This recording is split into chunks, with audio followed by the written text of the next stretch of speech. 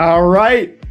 Welcome to the 1-0 podcast. How you That's like awesome. that? That's awesome. I was like, bro, the little smooth music rolls in. That's right. Clowning. Yeah, And, that's clowning, bro. What else is clowning is that I got to get this is what I got to get up here. Yeah, this is what we're talking about. Right Yeah, here. that's a dope thumbnail for sure. Yeah. Welcome in, Or King. Welcome in, Sputicus. How we doing tonight? Yeah. Welcome to the first official 1-0 podcast watch along, watch party. There's all these different names, I've seen people do. You got your orange juice there? I got the OJ.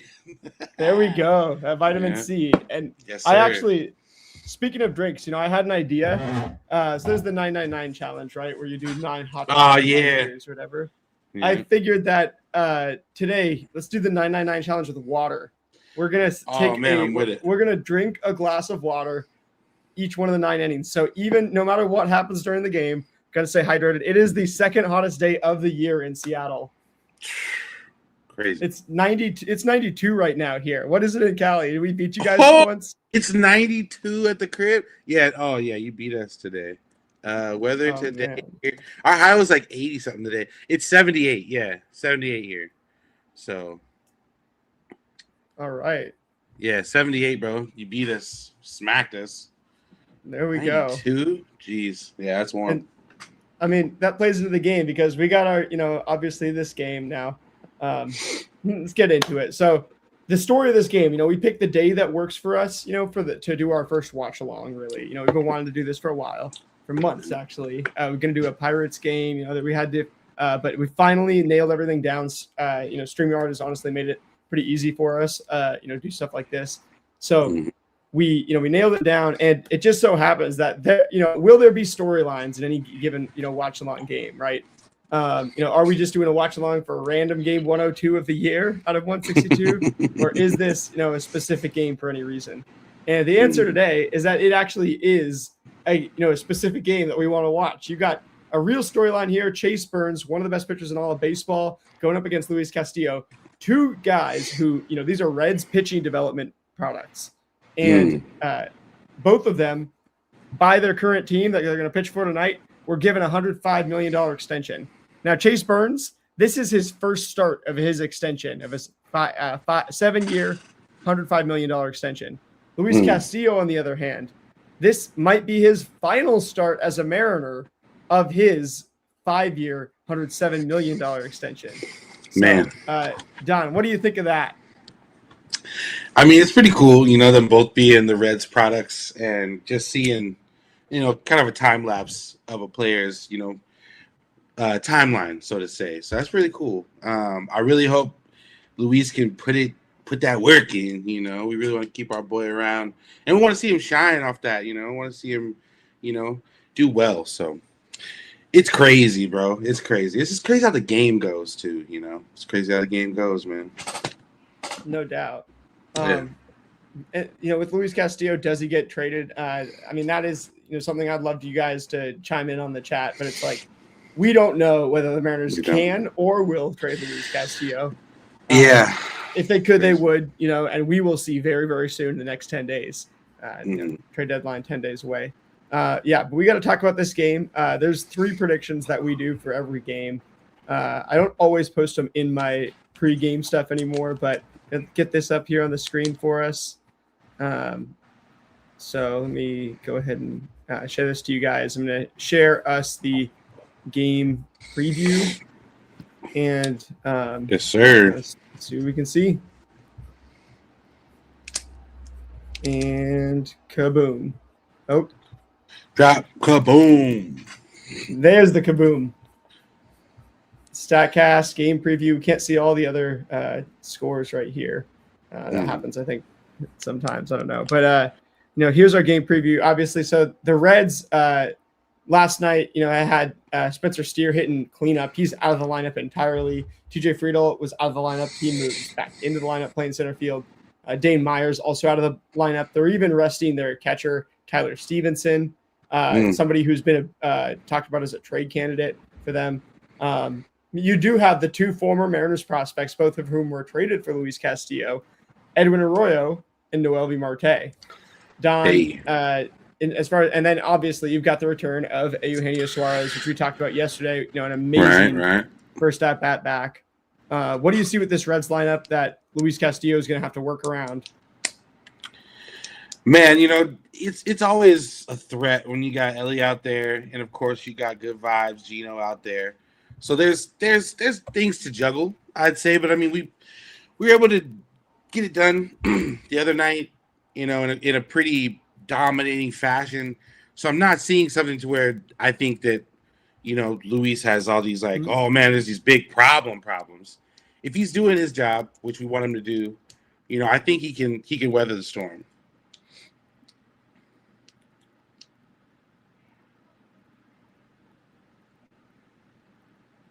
Oh, we lost my boy. We're live. I'm in here with the StatCast. It's just your boy. We'll get Dom in here as soon as we can. I haven't seen that. Man, that's wild. Unknown what just happened. We'll reconnect you guys here soon. Tech diffs.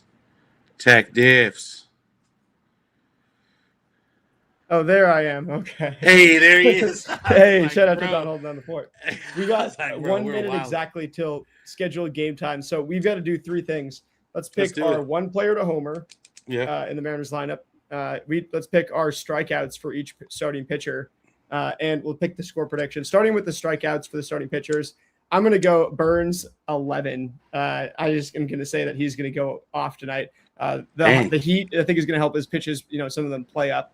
And then with Castillo, I think I'm going to go 6 strikeouts. Okay, what you got for strikeouts for Burns and Castillo? Burns, I'll go. Let's see. Yeah, you really like Burns, huh? Said because I know you know your pitchers. With Burns, I'll go 8. Luis, I'll go 7. I like that. Randy Homer, Burns 6, Castillo 5. All right. So we're going to take a player to homer. I'll let you do the honors, Don. I did have Cal yesterday. I was kind of Cal and Cole yesterday. So got you. But Orkin got Randy. Who do you have to homer in this lineup? Man, today let's see. Let's go with Josh. Let's go with Naylor. I'm going Naylor out the park. Josh. That was who I went with in my pregame too. So I think nice. Stream official Josh Naylor is our 1-0 prediction. Who is your second player and who's my player to? We each have to play one more player to homer. Got you. Mariner player still, or are we going Reds? No, Mariners. Second Mariner. I'm gonna go Randy Rosarina. Okay, you're joining the Or King up. I am gonna take off Burns. I feel like I got to take like Luke Raley, one of our lefty mashers. Canzone is due. Whichever one I pick, it's going to be the other one. So we'll just go Raley and hopefully Canzone, my namesake. Naylor is due. Yeah, Naylor is absolutely due. He's been taking a little bit longer at bats. He looks like he's in midseason form. He really looked like he was in the early season form. Batting back in April, when the batting average was sputtering so poorly. Oh yeah. Real quick here, I'm gonna I gotta ask you something, Don. I'm gonna mute both of us.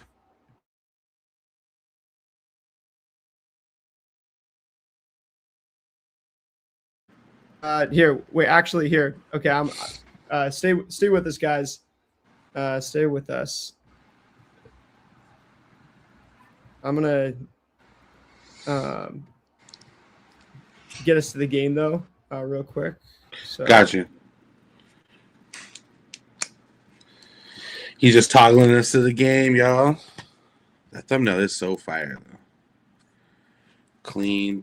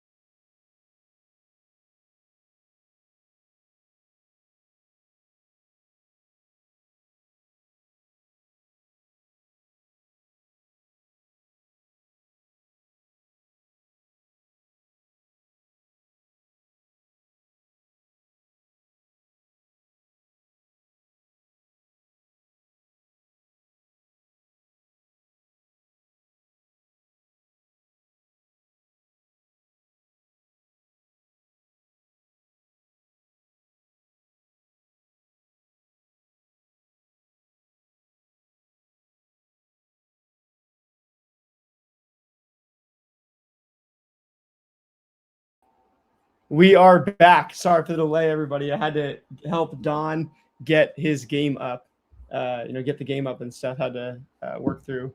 You guys know how hard it is sometimes to watch the game these days. It's not always as easy as like. But first at bat, we got Luis Castillo, Ellie De La Cruz, two of the best Cincinnati Reds of the 2000s. Oh my goodness. Yeah, you're right. DAM is absolutely correct. I'm going to get Don back in here. Don, how we doing? Oh, whoops.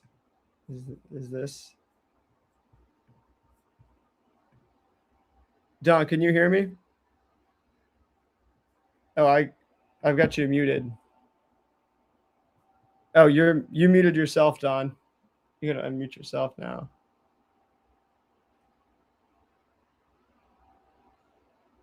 We got Ellie De La Cruz, leadoff home run. Mariners down 1-0. Luis Castillo leaves it up and in the zone. Yeah, just a hanging, breaking ball. Looked like. Don, can you?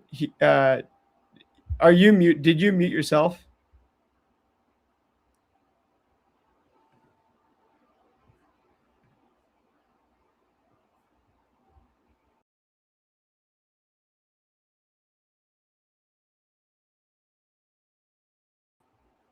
Trying to get Don back here. What the heck? All right. Or at least back here. Yeah, love Gino, right? And Sal Stewart. Luis Castillo's first strikeout, 96. Good to see him reaching 96 in the first inning. Really reaching back. Sal Stewart has a really awesome swing. I got to get Don's audio. Of course, it's the moment that we have the game start that. Yeah, you see, what did Ellie hit? Oh, there, now I can hear you. Now I can hear you. Yeah, I couldn't hear you for that whole time. Now I can hear you. Oh, no. Could you hear me the whole time? No, I couldn't hear you either.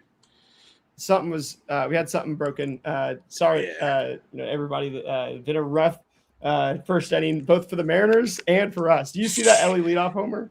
No, I didn't even see it. It was like skipping through. But I saw they had one. I was like, oh man, it must have been Ellie. That's weak. Absolutely. So, Gino, 97 in the very middle. And innings over. Reds do draw first blood here. So now Chase Burns gets to go pitch against the Mariners from the get-go with a lead. Going against Chase Burns down a run is not where you want to be at, but remember it's 9 innings for both teams. They just went first. We could score 2 at the bottom of the first. Yeah, that's true. Inning. Yeah, they jumped out quick, but it's all right. Every commercial break, remind me, every single commercial break, hydration break. Cheers, everybody. Oh yeah, the water. I gotta step my game up. You gotta step your game up. So you're gonna see with Chase Burns, he only uses 3 pitches. He's 23 years old. Go ahead and show his baseball savant if you're on the screen so we can talk through it for a minute. Cheers, absolutely. And let me get this up here. Oh, there we go. Sweet. So Burns, the 3 pitch mix is what's interesting, and the 53-degree arm angle. This is very different from what you see with the Mariners right-handed pitching. They go with the lower arm slots for pretty much every pitcher. Don't have a single guy that's at 53, I don't believe, in their starting rotation. And they go away from, they don't do 3-pitch starting pitchers either. Even Luis Castillo, a 4-pitch guy, and he's about as reliever-ish as it gets sometimes.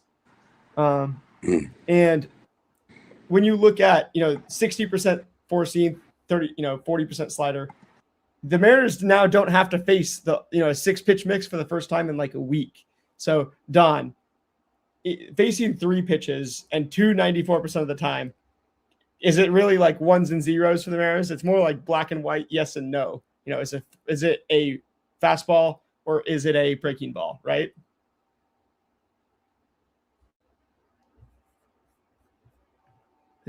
Oh, I can't hear you again, Don.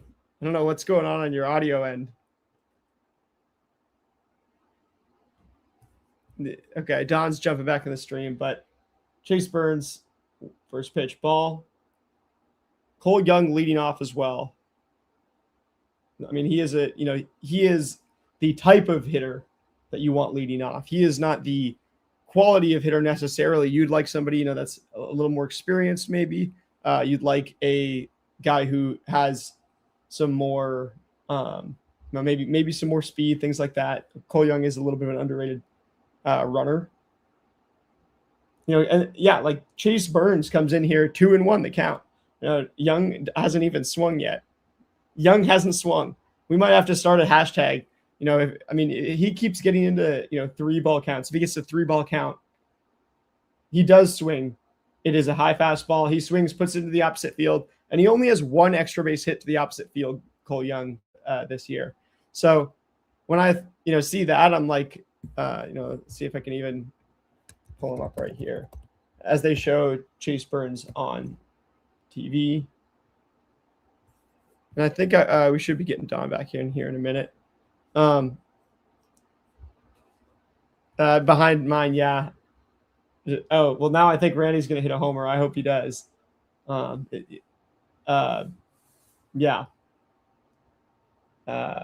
Yes, and one of the hardest things with doing the watch-alongs is having everybody together, like synced up watching the game, because people are watching it so many different places. The new sports media landscape. And Burns, I mean, he kicks so much. This has got to be like the second time I've ever watched like a Burns start. When he was really first come into the majors, he was must-see TV.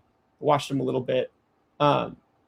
He looks like a wide receiver, in terms of like, he's really not that, like, he is bigger, but he carries his weight really well.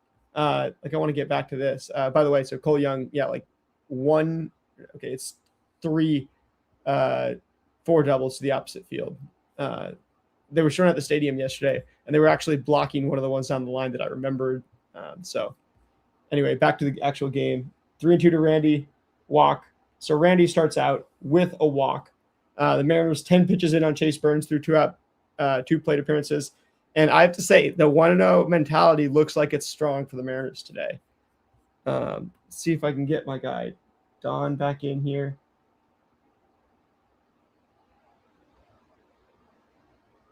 See if we can get my guy back in here.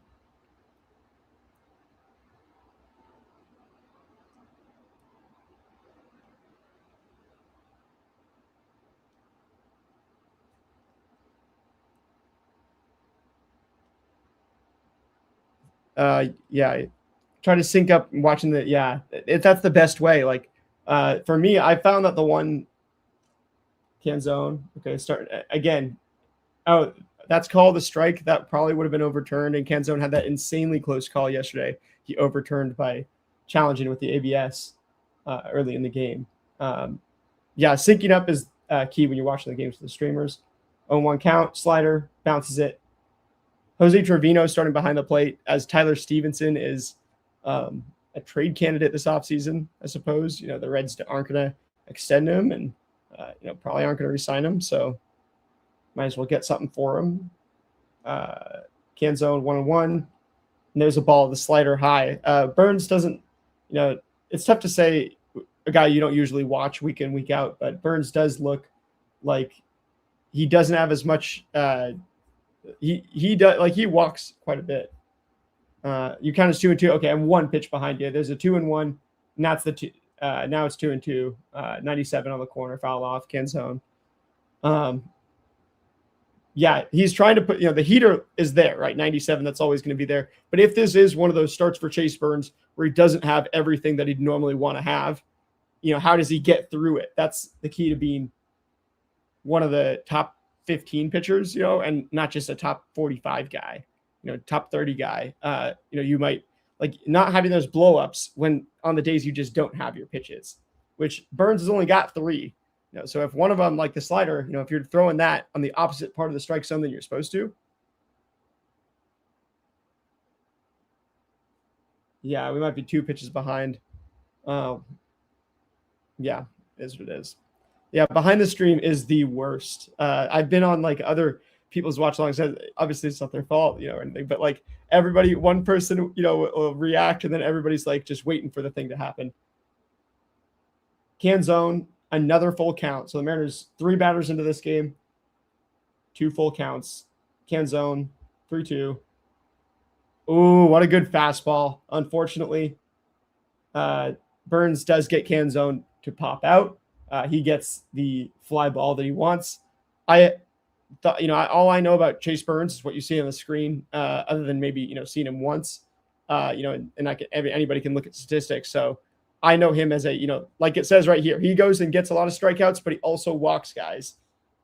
He's getting into those deep counts. Cal Raleigh up at the plate now, and you're going to get Cal Raleigh, the first pitch ground out, easy. Then you're gonna get those right with the Mariners lineup. Cal sometimes just swings the first pitch. So does Naylor. So does Julio. It's just the way things are. But anyway, yeah, you're gonna get struck out by Chase Burns to some extent. What matters, is that you go get those walks. Obviously, you capitalize, but every single fan base thinks that their team sucks at scoring with runners in scoring position. If you're getting guys in scoring position right, then you can't fault the process. You're going 1-0 at that point, to give yourself a chance to go 4-0 or 2-0 or 3-0. Look back at this game over from our Chase Burns tab. Quick whip around. Oh, by the way, every commercial break, I'm calling them hydration breaks now. With the World Cup, do I like the hydration break in the middle of the half? No. But do I like the idea of a hydration break in my life regularly? Yes, we should all be taking more hydration breaks, even from things that we don't want to. So cheers to that.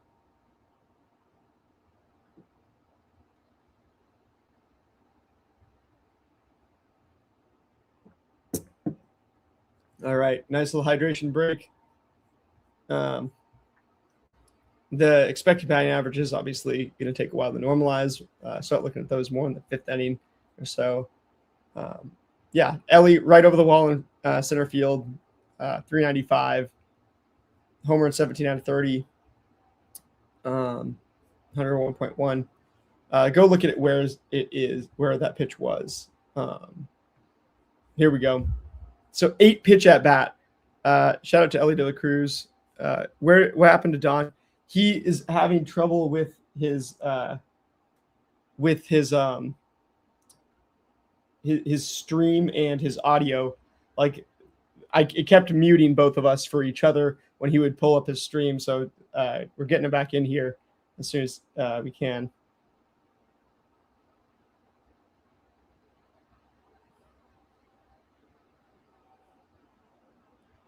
Oh, Nathaniel Lowe to the warning track. First pitch, swinging on Luis Castillo. So Ellie De La Cruz worked along at bat. He earned that 8th pitch. That was really the first good pitch. When Luis Castillo is honestly painting the edges and working the outside like that, I'm not even going to fault Luis Castillo for giving up a homer. And it is Ellie De La Cruz. It's the 17th of the year. I'm trying to get Don back in here as soon as we can. Fixing the technical things. Anyway, Noelvi Marte, former Mariners prospect. This guy is one of those guys you see him and it's like he could play football not because he's not just because he's tall, but you see like the muscle development. He doesn't look like he has like Colt Emerson looks like he has the body of a 21-year-old, 20-year-old. He's pretty thin. He looks like the created player in MLB The Show. Like the created my player, where you create him and he's got the basic. He doesn't have all the muscles yet. But he's like ready to grow them. Noelvi Marte basically came into the MLB with those muscles, with that physical development. Well, that was a good up and in pitch, I think, by Luis Castillo. Cal, I guess, couldn't quite frame it. Couldn't quite snap that thing back into the middle of the plate enough that call this strike. And there's the same pitch basically. This time though, it's just one ball inside the strike zone. 1-2 count. Marte, 195 on the year. Don't pay attention to a batting average for a guy like Marte. Hasn't played much the whole year. He's been in AAA at points. He's a power speed guy. 1-2 pitch, popped up, 97 inside corner.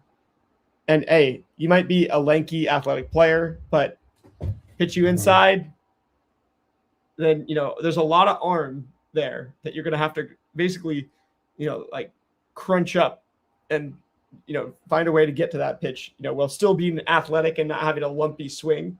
Have like a smooth swing and be really close to your body with your hands. That's why Jose Ramirez is a Hall of Famer.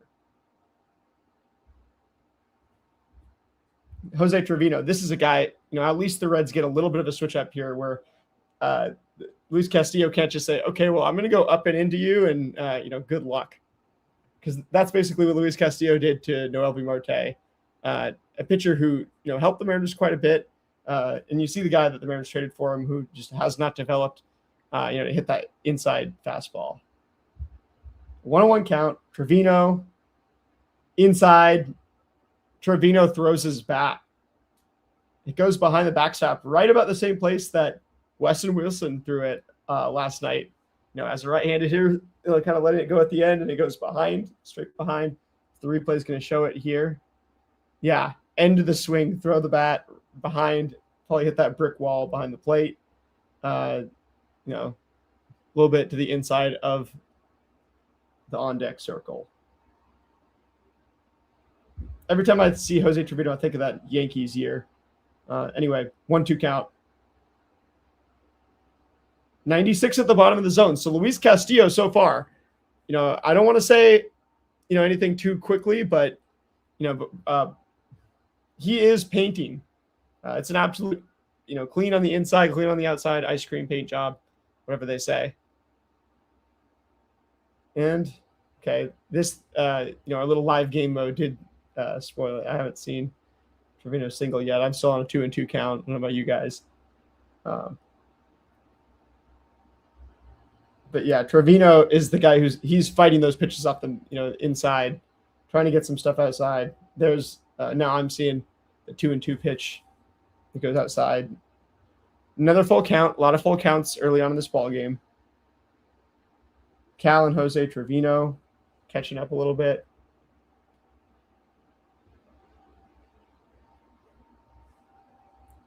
And Trevino, there's the single. So a lot of the up and in fastballs from Luis Castillo. Haven't seen a changeup yet. And if we go over to our player breakdowns, 3 StatCast has with 1 swing and strike on it. 4 on 27 is not half bad.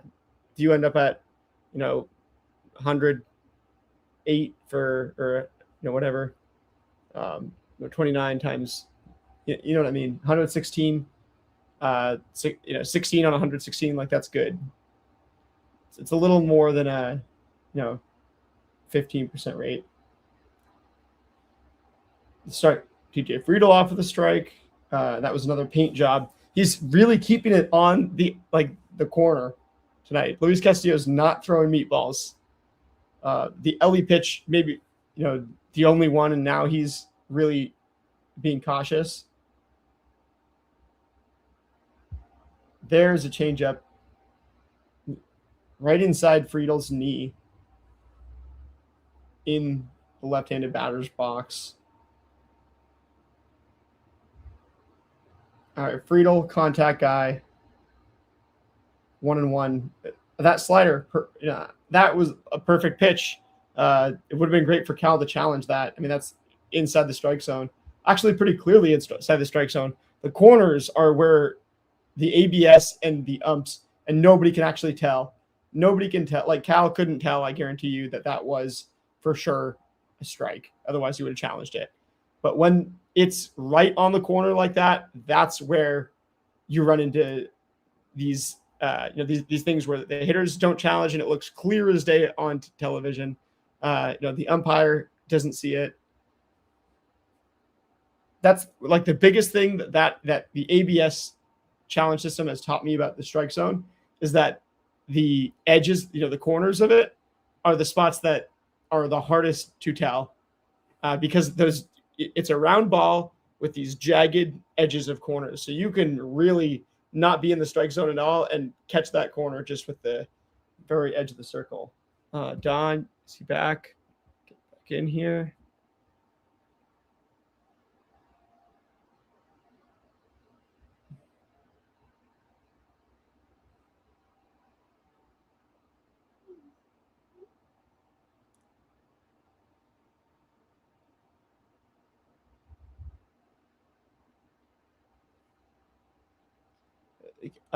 Okay. Buddy showed up to watch the game. Kelps. Hey, shout out to the Or King. Massive W. Staying on. With your buddy. X-Mariner last year batting 4-5 today. Guess who? I love it. I love it. There's so many former Mariners on this team. I mean, Mariners prospects. The fact that Nathaniel Lowe is a Mariner that's a fever dream. I mean, how many at bats is that? Oh, that's a good one. Or just a H. I'm not going to say the full name because every time Ben Williamson. Wait, you saying? Oh, are you saying batting 4 for 5? He went 4 for 5 today. I thought you were saying that former Mariners from last year were hitting 4th and 5th in the Reds lineup, which was actually true as well because Gino Suarez was a Mariner and Nathaniel Lowe was a Mariner. I think that was like 2 years ago. But yeah, no, you're right. So Ben Williamson went 4 for 5 today. No, that is something that we need to talk about as well. Ben Williamson, I mean, is an amazing baseball player. If you actually watch the game, he's like the ultimate example of what skills don't show up on StatCast. StatCast is the only that's the only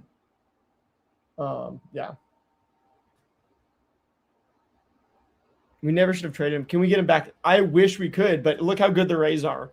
And when the Rays got Ben Williamson, as well as they signed Jake Fraley earlier in the offseason, and Jake Fraley hasn't even played much. I think he's been injured. I don't even know if he's still in the organization. But it was just that signaled to me, like, okay, everybody else in your division, the Orioles going out to sign Pete Alonso and trading for Shane Baz. The Red Sox last year traded for Garrett Cole. And traded Rafael Devers, to try to apparently, compete this year. You got the Yankees who, I mean, if they don't win this year, it's basically a failure. And then you've got the Blue Jays who are less than an inch away from winning the World Series on multiple occasions. Then you've got the Rays. And the Rays said, well, you guys have all these star players, that you're paying hundreds of millions of dollars, and that is awesome. That's super cool. But we are just going to get Jake Fraley and Ben Williamson, guys from the Mariners school of control the zone, and foul off every single pitch.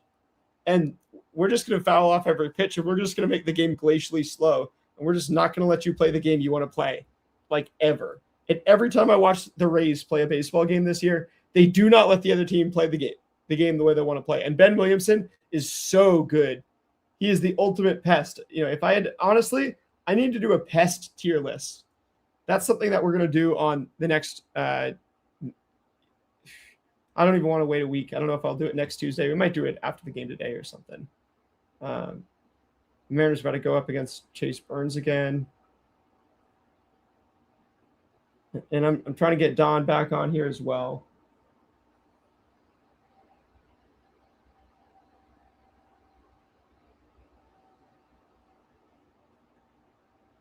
All right. The pest tier list. That's going to be a good Dom Skeen video. That's for sure. I'm trying to reopen it in my MLB app, and now it's like going to big inning, which is not what I want. I don't want to go off of it. Okay, Luke Raley. Oh, what a stolen base by Josh Naylor. His jump every time.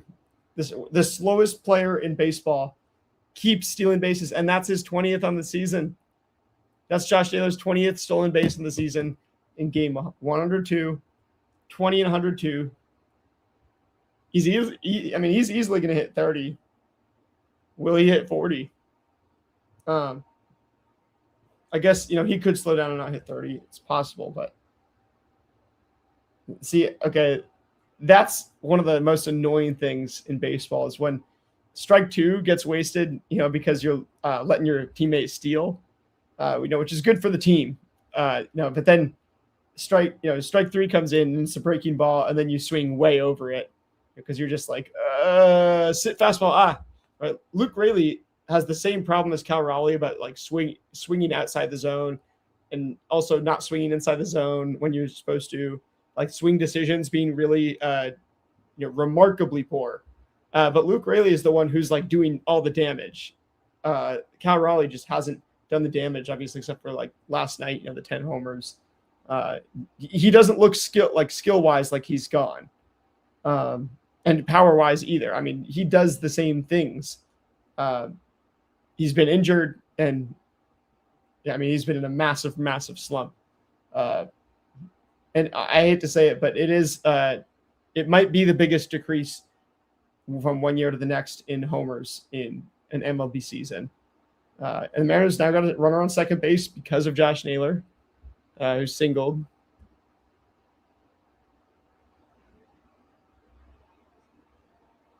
It's the Mariners now. Victor Robles just keeps getting hits. What is going on here? I'm watching it without the sound, but I'm like, Ellie lays out for it, and it just comes out of his glove. It straight up hit the middle of Ellie's glove. And as he closes his glove, that thing just rolls right on out. That is insanely unlucky from Ellie De La Cruz. It's hard to fault a player for not holding onto the ball when, like, I have to imagine he's practiced that. The Reds had those costly errors late in the game last night after the grand slam, where it's like clearly they were, they were basically just, they were making mental errors. They were falling apart out there. They were collapsing. Now, I'm like, is that carrying over? Is Ellie like, why is this, ball hit straight to Ellie somehow and out? Or somehow bouncing all over the place in the outfield, or somehow not an out, right?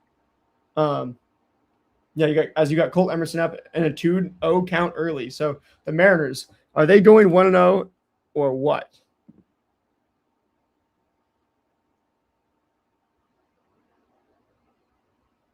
Let's see if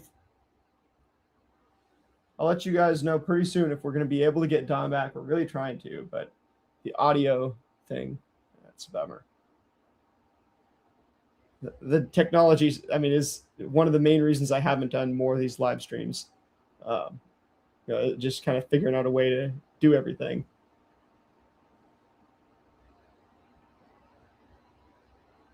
So the Mariners now runners on first and second. Victor Robles, that's his 5th hit in a row. And I don't know if any of you guys remember back in December. I only had half the subscribers I probably do now, if that. But I had a Victor Robles video early January, I think it was. I broke down why I think Victor Robles can be an everyday player for the Mariners this year. And I know some people in the fan base, and I've seen a lot of people saying like he might be a DFA candidate pretty soon. I don't get that at all. Not one bit. He's way too fast. You saw the arm yesterday, and he's a streaky contact hitter. I've been saying that since the beginning of last season. The streaky contact hitting from Victor Robles, 5 in a row right now, right? That when it happens, it's not something you want to. With those, like, he's the type of streaky player that I'm willing to favor. I'm not willing to favor the streaky power guy, especially the way the Mariners are already built, the needs they have.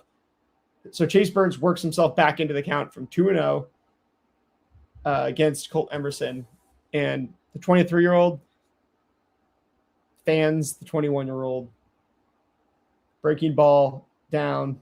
Colt Emerson, and that's 2 lefties now swinging way over those breaking balls that it looks like it's coming in on you when you're I'm a right-handed pitcher, right? So like if you're a lefty, you're standing right here, imagine, then the pitch, from here, it looks like it's coming in at you.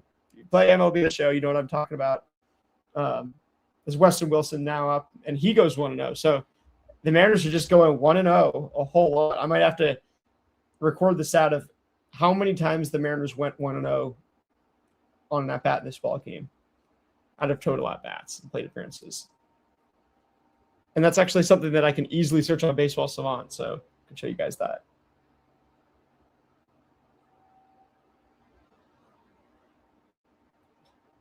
Still big inning, and it's like one of the, usually I'd be just fine, just happy to watch big inning and stuff, but right now I do not want to. Much prefer to just see what's going on with Chase Burns and Luis Castillo, and who's going to win this matchup. Is there a possibility that four seam outside 98, Weston Wilson 2-2 count now. Weston Wilson's swing, this is a swing that's not smooth like Sal Stewart. It does feel like it has some lumps in it. It's not one that I watch and I'm just like, it doesn't feel smooth. Watching it makes me feel like, oh boy. And oh boy is right. It looked like Weston Wilson swung in the exact right place on that four-seam fastball. I mean, the more lumps, right, the less smooth it is, the harder it is to make contact. And I just don't think Weston Wilson, for all the speed he has, some sneaky pop, quite a bit of athleticism, I don't like the swing. The Tigers are currently down 9-0 in Wrigley Field of the Cubs, by the way, as we're on commercials, and that, you know what that means, hydration break. I like to keep like a glass at my desk, and then I pour like in my 32-ounce water bottle, and I pour, my 16-ounce pint of water, because it feels, I like drinking out of a glass of water better. But I need a bigger receptacle so that I don't have to take as many trips to the Brita filter from my desk. Cheers, everybody. Hydration break. It's getting, I've got, 2 fans on in my room, and I'm still sweating out here. Second hottest day of the year in Seattle. Let's hope the Mariners bats do it, even though they don't do it right here, in the second inning. Because, is it because there's lumps in Weston Wilson's swing?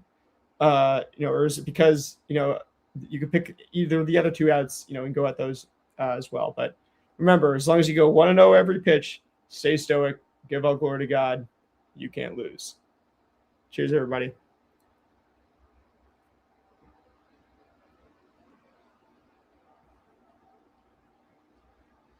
Yeah, so Tigers are pitching position players right now. Zach McKinstry's on the mound, throwing emphasis to PCA, just really lobbing him in there.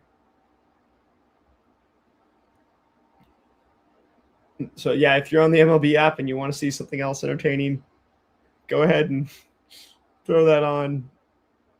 It looks like PCA probably got a hit there. Okay, Ellie De La Cruz back up. Swings through a backdoor sinker. Luis Castillo starting out. Hey, 1-0 is the name of the podcast, but on the pitching side, it's the 0-1. We might have to call it the 0-1 podcast, like if we're interviewing a pitching person. Ooh. Sinker outside.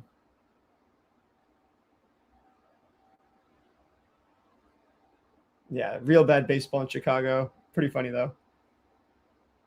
Another sinker coming away from Ellie De La Cruz. That one looked like it was really breaking late. Had the life, eye test wise that Luis Castillo sinker should have. I'm going to go back to live at bat. 1-2. And Luis gets Ellie. There's a ground out. Luis, second time through the order now. Let's check where his pitch mix is at, kind of first time through the order.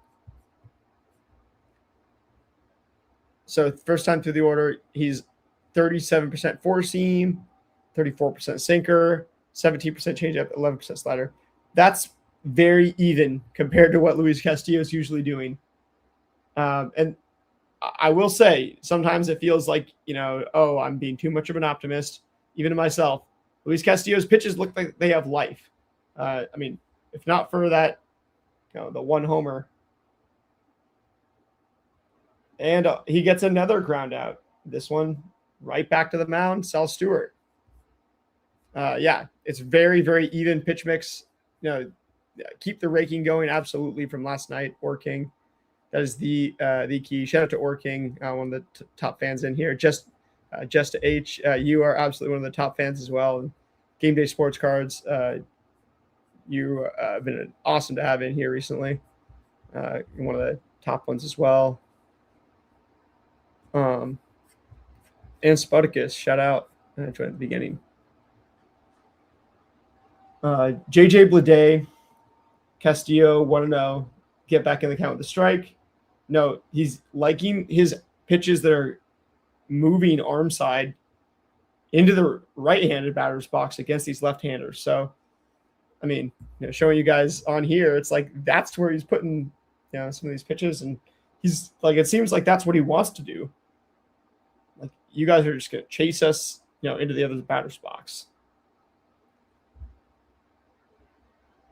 2-1 now.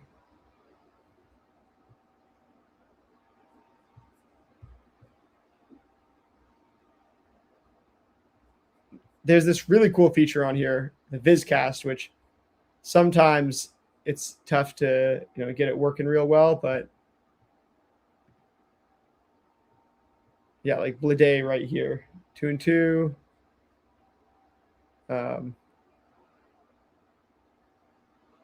Nice strikeout for Luis Castillo on that slider. Look at that pitch right there, frozen.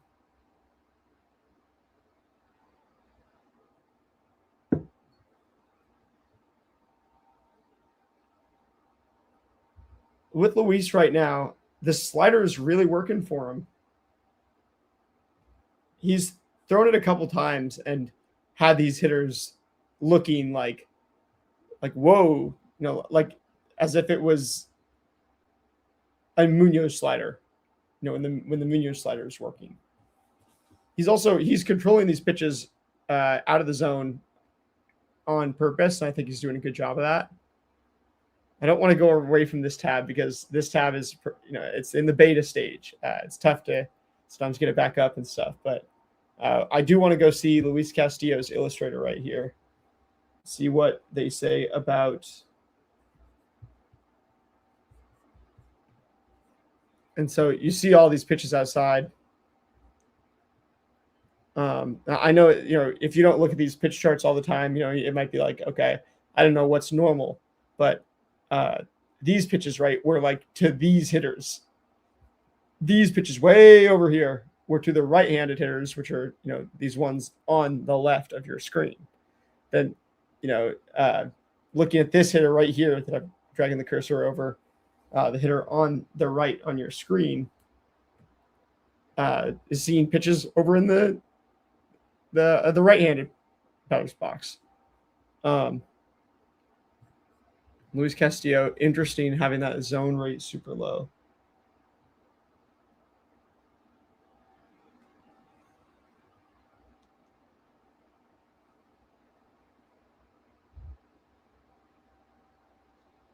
I'm not sure if we're going to be able to get Don back. I'm really working on it here, but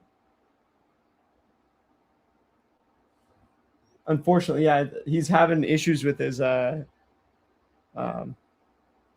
just being able to watch the game and stream at the same time.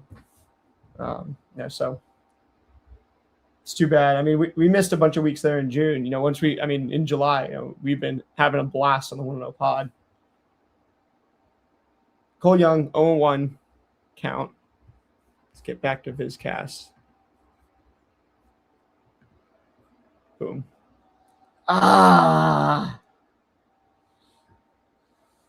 Yeah. Cole Young, unfortunately, little dribbler. And, you're going to have some good contact if you want to win this game, which you haven't had. You had the Victor Robles piece of slap hitting. You had a walk. You had Naylor get a hit. But you haven't had an overwhelming amount of hard contact. So Randy Rosarena, I like to see somebody hit the ball hard. Why not have it be you? could make Orking correct, as he predicted for the game. 1-1 count. Randy, big leg kick, sees that it's high, doesn't even think about swinging.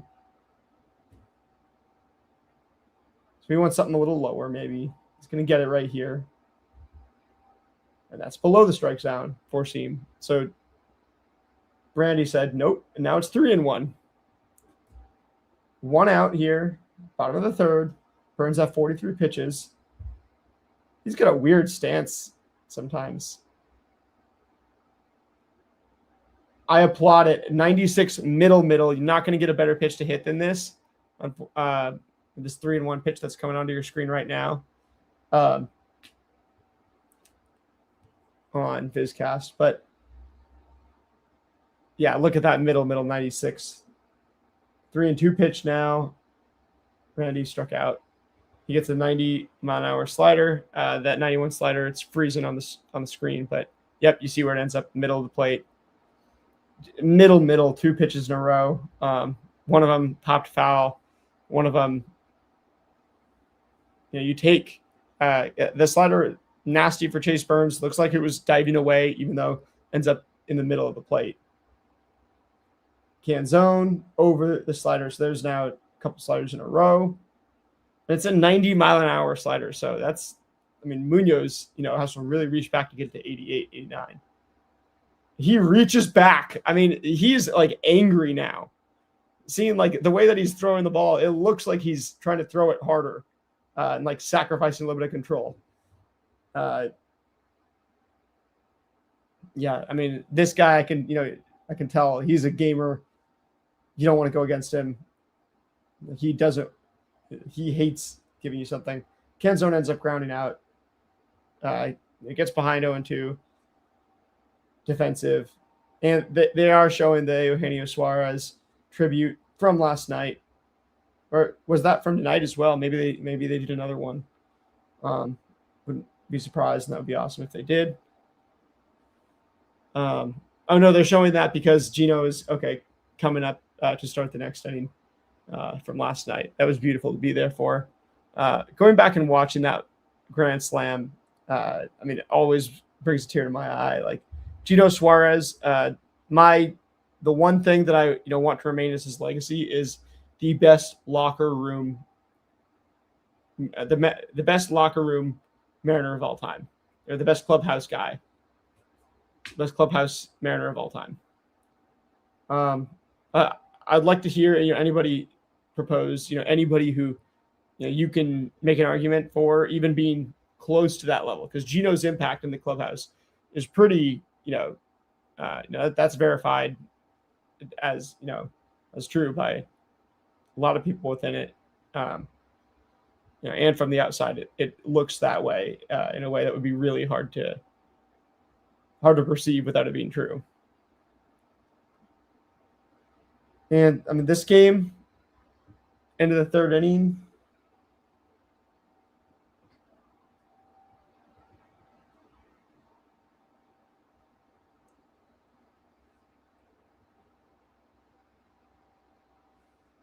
Keep the raking going, absolutely. But Chase Burns, just slider. Yeah, 3 sliders to Canzone.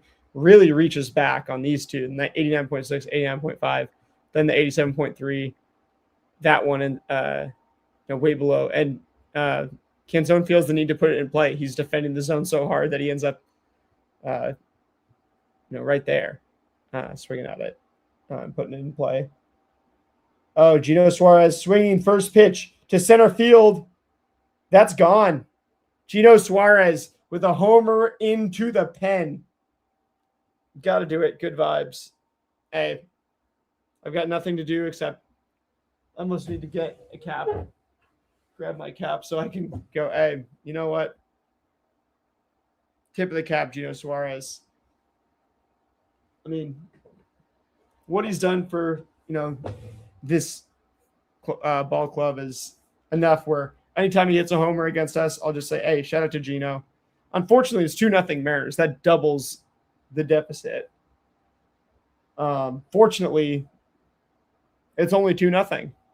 Both were solo homers. You just got homered off of twice. Could be 8-0, like we did to them last night, but instead it's just 2-0. You get a guy on a bloop and a blast, ties it. Nathaniel Lowe, the guy who has played for the Mariners, tip of the hat as well. Yeah, I mean, there's nothing you can do other than say, hey, good stuff, my guy. Like, Sexer was against us, but it's 1 run.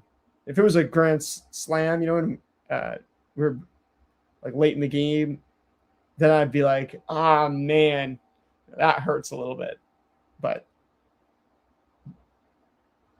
so Low now behind the count 1-2. Castillo, fastball up. Castillo has such a weird, just an entire pitching motion.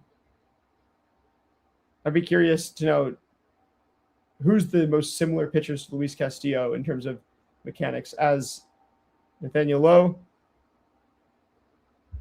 Line out. Yep, 3-2. Or no, that's the 2-2 pitch. Puts it in play. Other way, straight to Colt Emerson.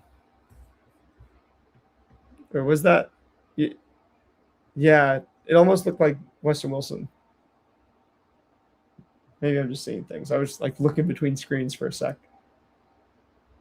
As Robles does a little something in center field. But there's another 1 pitch out. And I mean, hey, the $105 million aces they're doing their thing. You've got a little bit of a pitching matchup. Noelvin Marte. That was a slider that he put in play. Yeah, freaking Gino, man. Exactly right. There's just a little bit of like, yeah, it had to be him. But at the same time, right, if it's going to be anybody, it might as well be Gino. He's like, there's no more amicable like player. Like, we could have brought him back, and we literally just didn't because we thought it was the best thing for the ball club.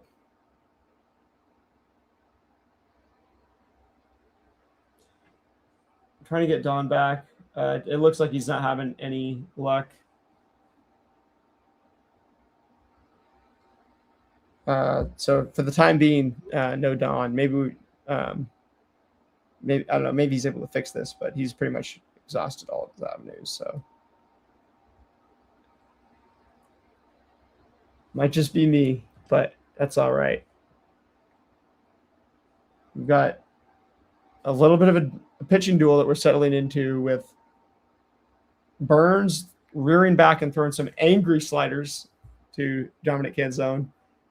Luis Castillo really doing like some weird mechanics and really trying to finesse some sliders in there.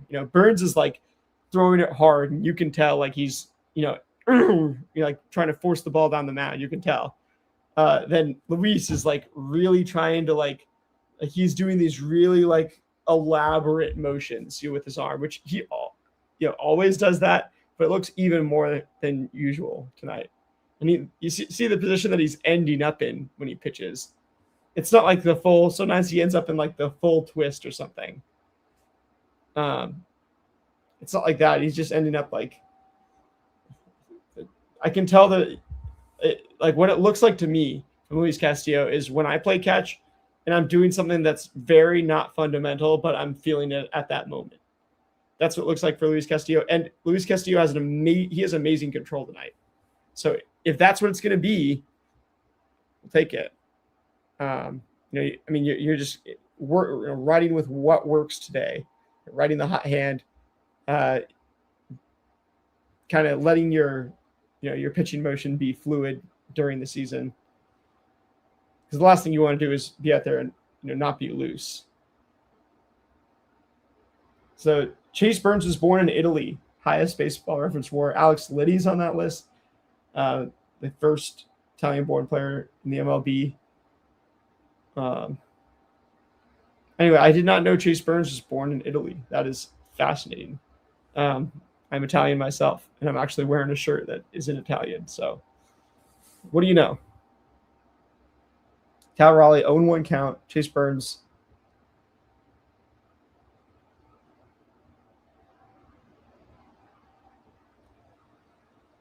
Oh and 2. I mean, both fouls, right? It's not like he's swinging and missing. It's not like he's not seeing those. But everybody's throwing Cal Raleigh these high fastballs, and that's what he's missing. If Cal can hit the high fastball, he might look like an MVP again. It's literally that. All right. And that one's in the dirt. So Cal 1 and 2. If Cal Raleigh can hit the fastball, that might, I mean, I think it might be that simple, from him looking like an MVP again. No way he went. Yeah. Didn't look like he went at all. Now it's 2 and 2. Obviously, you want to see him take good at bats, but it's like, man, it is so hard if you're Cal Raleigh not to press. 2 and 2, and it's 3 and 2. Forcing him way up and out of the strike zone.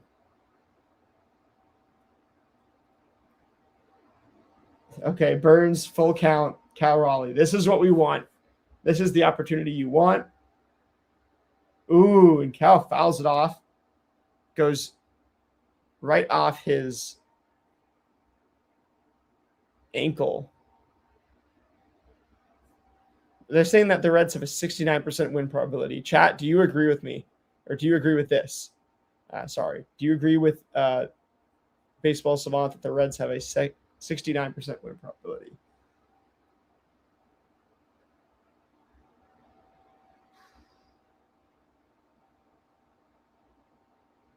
Fouls it off. That's really good, fouling off pitches, having long at bats.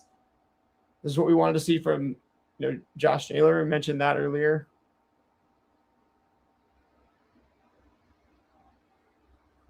Three and 2 count. Cal Raleigh. It's a walk. Good at bat, Cal. He didn't want to give you, he gave you those 2 pitches to hit early because he knew that early is where you're going to have the trouble. I think how confident he was throwing those early fastballs to Cal, and then he looked a little less confident, as that at bat progressed. Yeah, 73% of ESPN said we got 15. I think we got more than that. Yeah, nice walk. And Burns kind of knew what he was doing there, and I think Cal actually snuffed it out. He said, "Yeah, you're going to throw me the high fastballs early on, then you're going to go with all these breakers, and you're going to throw me absolute junk way out of the strike zone, And then when it gets to the full count, I'm not going to chicken out, if we're playing chicken." Josh Naylor 1-0 count, 2-0 count now. Slider bounced. So Burns, he sometimes that slider just in the first 4 innings, 3 and change right now that we've seen. We've seen Burns, we've seen him, put that slider above the strike zone, get whiffs with it all over the map, and then bounce it. Oh, and Josh Naylor 2 for 2. Mariners runners on first and second, no outs in the bottom of the 4th inning. Chase Burns already on 59 pitches. This is a good spot. Legitimately good spot. Josh Naylor, this is the type of hitting that he does. Very dirty work. It's on the hilt of the bat. Burns is 11-1. Would be just his 2nd loss of the year tonight. He would be an interesting guy in the postseason because, Trey Savage worked really well because he has, I think part of it is that he has 3 pitches and over the top arm angle. And most of the good pitchers these days are, side armors. Luke Raley, first pitch, ball way up and out of the strike zone. And I think Burns, with his 3 pitches might just be effective because it's less stuff to worry about. And it's more of the stuff that, the advanced teams, don't do that stuff as much. Luke Raley, 1-0, slider, 89 below the strike zone. And Luke swings for the fastball. Oh, bunt now. No way they're going to bunt, but I bet they are. 1-1 count bunting would be. Ooh. Slider swings through it.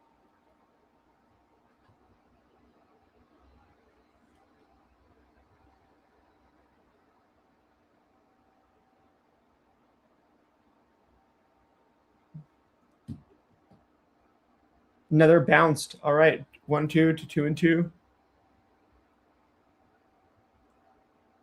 I haven't done my hydration break, I think, the last couple commercials. We're going to make up for it. I don't know how many glasses of water I've even drank, but I owe a couple.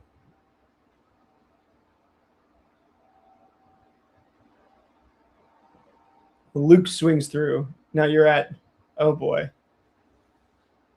Oh boy. Hey, W or King, appreciate you. But that is an L, unfortunately, for Luke Rayleigh, swinging through. And you see this slider. You can, I mean, he climbed the ladder down. You're just climbing the ladder up where you go, the breaker's low, and you try to work it up to the high fastball late in the at bat. You did the opposite. Is there a tech, like a proper term for the opposite of climbing the ladder? You know, going down? Let me know if you know. Victor Robles, first pitch, doesn't move an inch. Higher chance getting the bunt than a K. Feels that way sometimes. It depends on who's at the plate. All depends on that specific situation. How you go 1-0, to be honest. Victor Robles 1-0. Oh, he got a pitch in the strike zone. Totally popped it up. And there's 2 outs. Mariners, had runners on first and second. Didn't advance them. Oh. So you're saying, should we have bunted? Should we have let him hit? I thought you were saying that like they were bunting. Maybe I thought maybe my broadcast was behind. But bunt now, yeah. Now you can't bunt, obviously. Colt Emerson, at this point, I'd say just let him hit. Lefty on righty. Colt hits the breakers at least, and Burns, breaker 89, right below the strike zone. That was one of the better sliders he's actually thrown. And Colt swings at it. He's over it again. Colt and Luke both swinging over the fastball or over the breakers a lot. Now the 4-seam, he's a little bit under. That was basically just a defensive swing. That wasn't like I'm trying to get this into the outfield for real.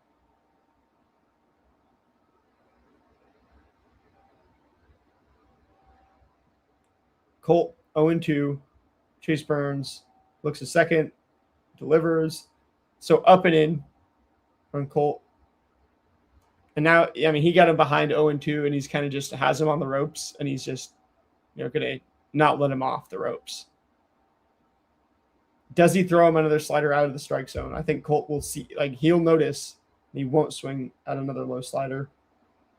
That's another low slider. He swings at it. He hits it foul. So I was wrong there. Which I expect, I expected him to kind of recognize that and do a little better the next time, but not the case. Burns, making him throw pitches at least, getting him to 70 pitches right now, but he likes some more. 0-2, Colt Emerson, way to foul it off. Now, all of a sudden, just getting to 4 pitches here on an 0-2 count, or getting to 5 pitches, I should say, because it's going to be at least 5. It's starting to feel like the Mariners might not capitalize on all the good that they've done versus Chase Burns. That's a bummer. 0-2, Colt Emerson waves through, just not catching up at all. It was sitting fastball, and then gets frozen by this slider at the top of the zone. So Chase Burns is kind of having his way. He's like, those like horror, like those haunted houses with like mirrors and stuff where it's like they get you like looking at yourself. And that's the metaphor I want to use. Although I don't know how to phrase it for what Burns just did to Emerson. He got him, not knowing which way is up legitimately, by having, by throwing that slider low, and then maybe the fastball high, and he's just toying with him. And then it comes time to knock him out. And, when he really needs to, he's like I'll throw the slider high. Just hang a breaking ball to you because you're going to be so in your own head. You're going to be so behind on the fastball and ahead on the breaking ball that you're just going to put defensive swings out there. And so Colt, if anybody's going to be defensive swinging against Chase Burns, it's Colt. And I will say Chase Burns, he was really good last year, but he did have some rough spots, I think, even last year. There was some periods where he got absolutely annihilated. Yeah, it happens to everybody. Joe Ryan yesterday, 8 earned runs, 6 homers. That's bad luck. And Luis Castillo right now is completely bad luck. 2 homers. It's not that you shouldn't have given up. Honestly, homers, this might be an unpopular opinion, might be a bold hot take, but I think homers are more of a skill, reflection of the batter that hits them rather than the pitcher that is, that they hit them off of. That sounds kind of obvious now that I say it. Do you guys agree with me? Curious to know what you think. Just repeat it again so it kind of make it clear. Do you think, I believe home runs are more of a reflection of the batter's skill than the pitcher's skill, and vice versa with preventing home runs or not hitting home runs. If you're not hitting homers, it's because there's not that much power in your bat. Eventually, if you make enough contact, you will hit. The homers will come, and it's not like just some weird, introspective thing about not wanting to swing hard. That's definitely not. That sounds like ridiculous. TJ Friedel, okay, 1-1. Change up outside. Just H, I wanted him to bunt. Higher chance Luke might have to run it out or bad throw. So Tampa Bay is better than us. They're pesky and bunt. Yeah. Hindsight's always 2020. It's easy to go back and say, oh man, well, if you'd done the thing, this didn't work. So if you did the thing that might have worked and, sounds better, but why would bunting, I don't know why is about, it's not just that bunting, right, is the thing. It's that the Mariners don't bunt much at all, right? So what is it about the Mariners not liking bunting? You are in the marine layer, right? It should favor hardest thing to do in sports, round ball with round object squarely. Batter homer. Exactly. Yeah, batter homer. Whereas the pitch, right, you could throw a perfect pitch and still get homered off of. That's not an independent, like the pitcher independently throws these pitches, and if they're good, then they're, he's going to get good results. Now the pitcher it's all based on the opposition. The stats are really defensive stats. They're more about, in a way, like the opposing team, like earned runs, right? Walks and hits, per innings pitched, walks and hits that you've given up. The only, the attacking stats are the ones that are actually specific to the pitcher are the ones that are actually the most predictive by far. ERA is not very predictive because ERA is how much the other team scored against them, added up, averaged. Walks, right, and how much the other team walked against them. But, you say Luis Castillo struck out, TJ Friedel if he strikes out TJ Friedel. So he didn't, obviously, there, unfortunately. But, yeah, basically, that's why, and now you start to think about it, right? Average exit velocity, that is one of the more, fluky stats in a small sample, each game. But Edwin Arroyo, former Mariners prospect, coming to the plate. And he just singles first pitch, change up. Runners on first and second now for the Reds with nobody out. A little bit of a wide turn by Friedel at second base. And I think it's Colt. Was that Colt?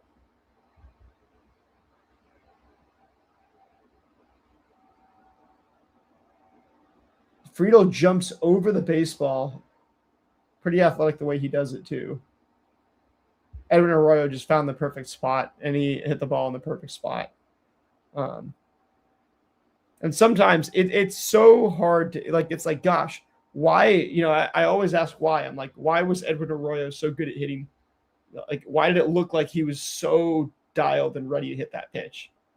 As opposed to all the times, because again, nobody has a 50%, 500 batting average. But the Cruz and grounder, man, that's just rough.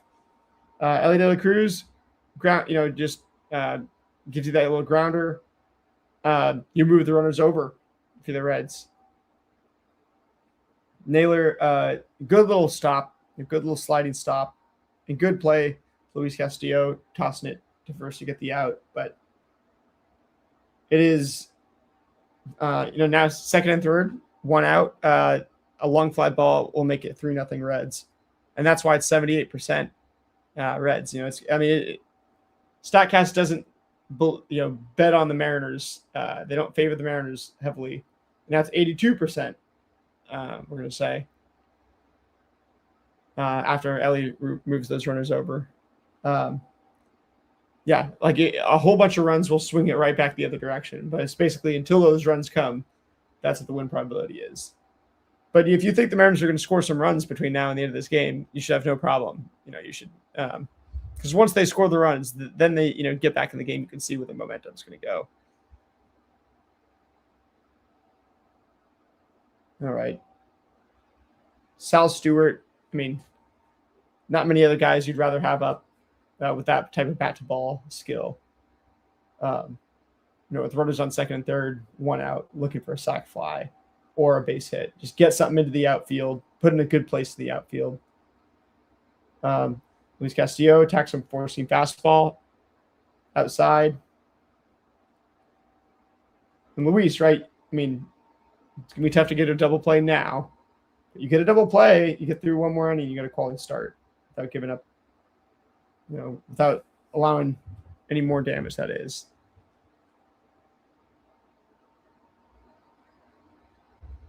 And Sal Stewart, honestly, he's like walking down the street. I'm not sure, if he would look like 2-0, swings at the slider in the zone, fouls it back. I'm not sure if Sal Stewart walking down the street would look like, some insane athlete. He might. I haven't seen him outside of a baseball uniform, which is pretty baggy. So, like the legs are huge, right, and stuff like that. I don't know. Like it's hard to tell how ripped he is and stuff, but he looks like he's insanely agile and explosive and athletic when you actually see him swing.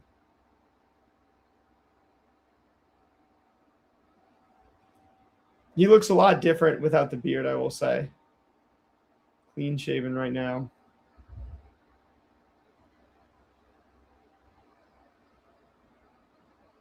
Sal Stewart 2-2. Looking for something into the outfield. That's going to do it. Victor Robles, center field. TJ Friedel coming home. And 3-0. Robles to the cutoff man, Colt. Yeah, productive at bat for Sal Frelick. There's Sal Stewart. Mixing up Sal's. Just pulling Sal Frelick out of my brain for some reason.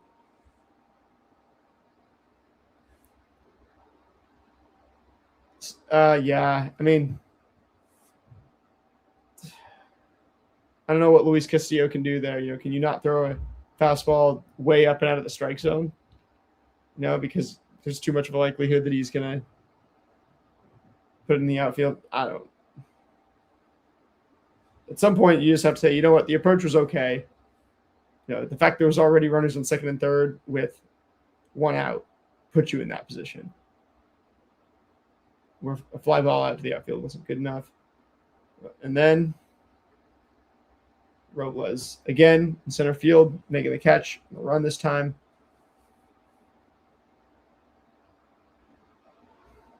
Mariners, 3 hits, no runs. Reds, 4 hits, 3 runs. They have the end product so far. That could all change for the Mariners pretty quickly. Again, 3-0. It's not, it's nothing like last night, right? That was a game where one team fell apart, the other team was for sure going to win. But we've been missing a couple of these, and now we're halfway through the game, halfway through the fifth inning. So hydration break, everybody. We're halfway there.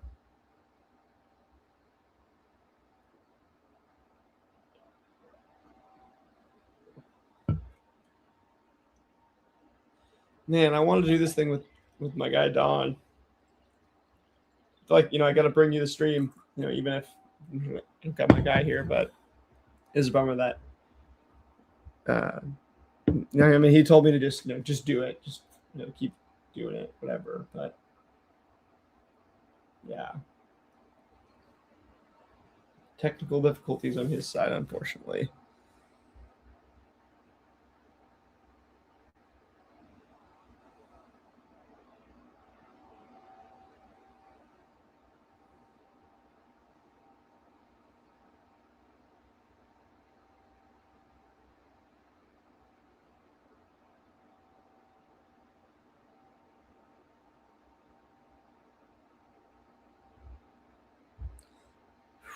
Yeah, I know. I'm kind of just sitting here thinking about this game for a second. Like, okay, so let's look at the Reds bullpen. Yeah, 3 lefties: Caleb Ferguson, who we know all too well; Sam Maul, Brock Burke, both former Rangers. There, righties: T.J. Anton, Chase Petty, Pierce Johnson. We saw yesterday. All right, they're showing fans in the stands who are having a good time. I'm glad they're having a good time. Let's go get a win, then we'll be having a good time. Better way to get a win than having a guy named Weston Wilson. Can't spell a win without his first and last name.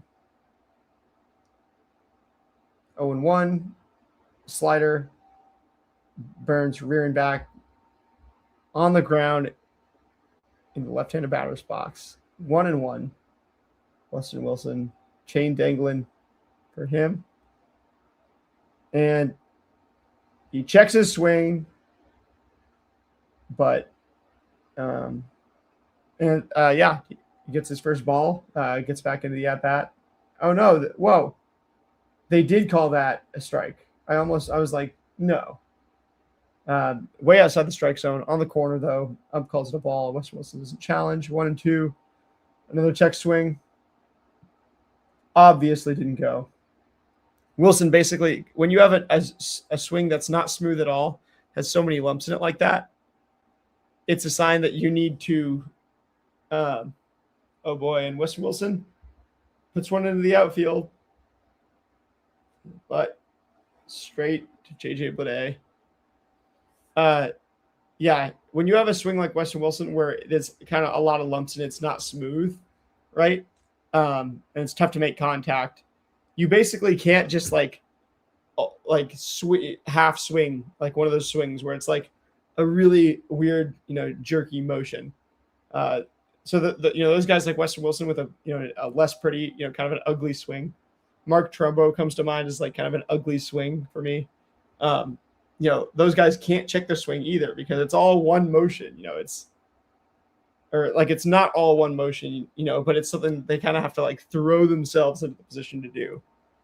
They're throwing themselves into the position, they're doing weird stuff and throwing their body into a position. This thing. Okay. Cole Young, 2-1. Tito Francona on the top step. Absolute legend. Cole Young's 2-1. Fastball top of the zone. So Chase Burns, I know we're on the little game cast thing here, but I'd like for this thing to update. So before it does that, let me go look at some of this stuff. So Chase Burns, 2-2. Cole Young. Young trying to put it in play the opposite way. I like it. He's not early on it. He's sitting back on it. The timing is kind of there. I think if he had fully swung on that one and not tried to foul it back, 2-2, tried to get that defensive swing, but he doesn't. It's 3-2. And slider below the outside corner.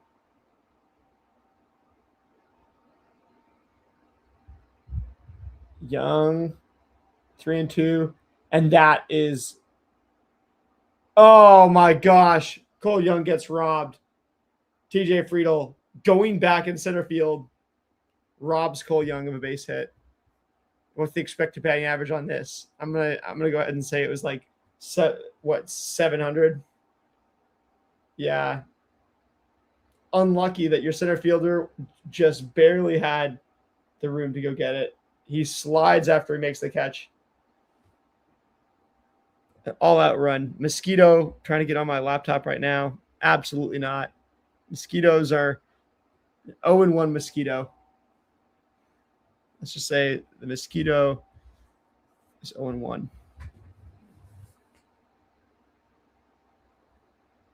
All right.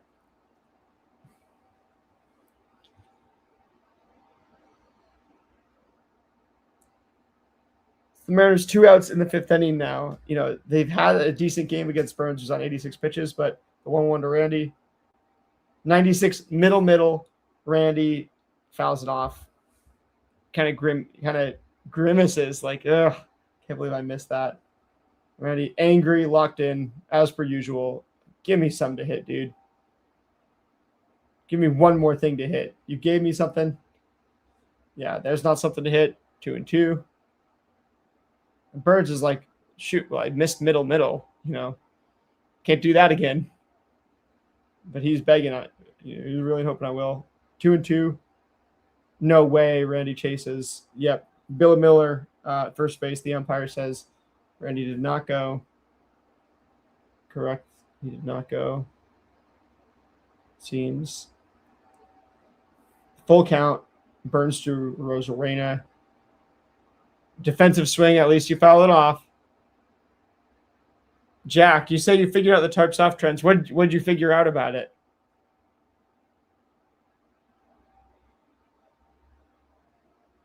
The Randy Land sign out there in the crowd. 3-2 to Randy. And that's going to, oh my goodness. Oh my goodness. The Mariners just got absolutely, just an absolute cannon by Eugenio Suarez. Absolute laser. Mariners haven't seen an arm like that at third base, to be honest, all year. Yeah, Chase Burns is like, no way. This is, I mean, Chase Burns low-key got bailed out there. Yeah, the expected batting average. Cole Young, it was only 300 on that. It looked a whole lot. They stopped doing it when we take the lead. That's so lame. Let's go get 13. This is why we never get 20 runs at T-Mobile Park. It's not just the Marine layer.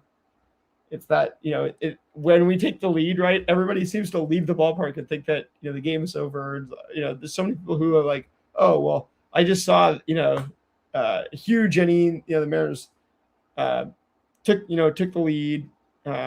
Looks like we're going to win the ball game. Time to beat the traffic. I can't, I detest that stuff, but I know people have lives and stuff, but still. So they're reviewing this. It looks like, no, this is just the Supermo. So they're just doing the replay. I don't know what you're going to overturn. Like, this looks completely safe. It's a bang play. It's close because it's not even close to close. You can say that he stepped off and went back on. I don't see much evidence at all to say that he's for sure off this base, Stewart. There's not a single pixel on my screen that's saying Stewart's off this base. So if you got a better screen than I do and you're seeing that for sure he's off this base. Yeah, Bill Miller reviews it, calls it out. I think they did review that. Obviously, you didn't challenge it if you're the Mariners. That seemed like the right call. The broadcast even says subtitles on for them. And Lupinella, all right. They're talking about the legendary Cincinnati and Seattle manager, Sweet Lou. And that's the end of the 5th inning. Going to the 6th inning. Will these two pitchers both grab quality starts? Let me know in the chat. Luis Castillo can't allow another run. He wants to get that quality start across the line. But Chase Burns, hasn't given one out yet. And this is the story of the game. Honestly, the box score tells quite a bit of the story. Same number of hits for both teams, pretty much. The Mariners, you could say, are a little worse than the Reds, but it's really 2 swings of the bat by the Reds that are, have them winning this ball game. And then, their small ball also did produce a run. So, they got two homers, 1 small ball run. Mariners just haven't scraped one across. Doesn't mean they're not going to here. Unfortunately, you've got to go watch Chase Burns go for his quality start first. You got to watch Luis Castillo go for his quality start first. Even though the Reds are playing with the lead with no pressure, and they get to basically put the pressure on Luis Castillo at every turn. I don't know if they have the same front office brass than they did when Luis Castillo was there. I have to imagine some of it's changed, but they obviously know Luis Castillo very well, having had him in their organization for so long. And Gino Suarez, the story of the game, it's got to be Gino Suarez. He's homered. He's had the throw of the year at the ballpark or something, from third base. At least as far as, at third base. He's up to bat now. Goes 1-0. So Gino, you can tell he wears his emotions on his facial expressions. You can tell how much this means to him. How much he wants to perform well in front of these fans. Emotions, just tension and emotions high, kind of, a lot of different respects in this regard. Coming back to play against the team that you left, but also coming back, returning to play in front of the team, the fans that you share those moments with. Is that the biggest moment of Eugenio Suarez's career? I think it just might be.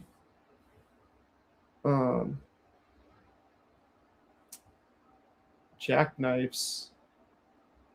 All right, broadcast, using some good words, good vocabulary. 2-2 to Gino. Perry Hill showing on the top step. Look at Gino's face. He's so locked in. He looks like a little leaguer who's ready to be the hero on the day.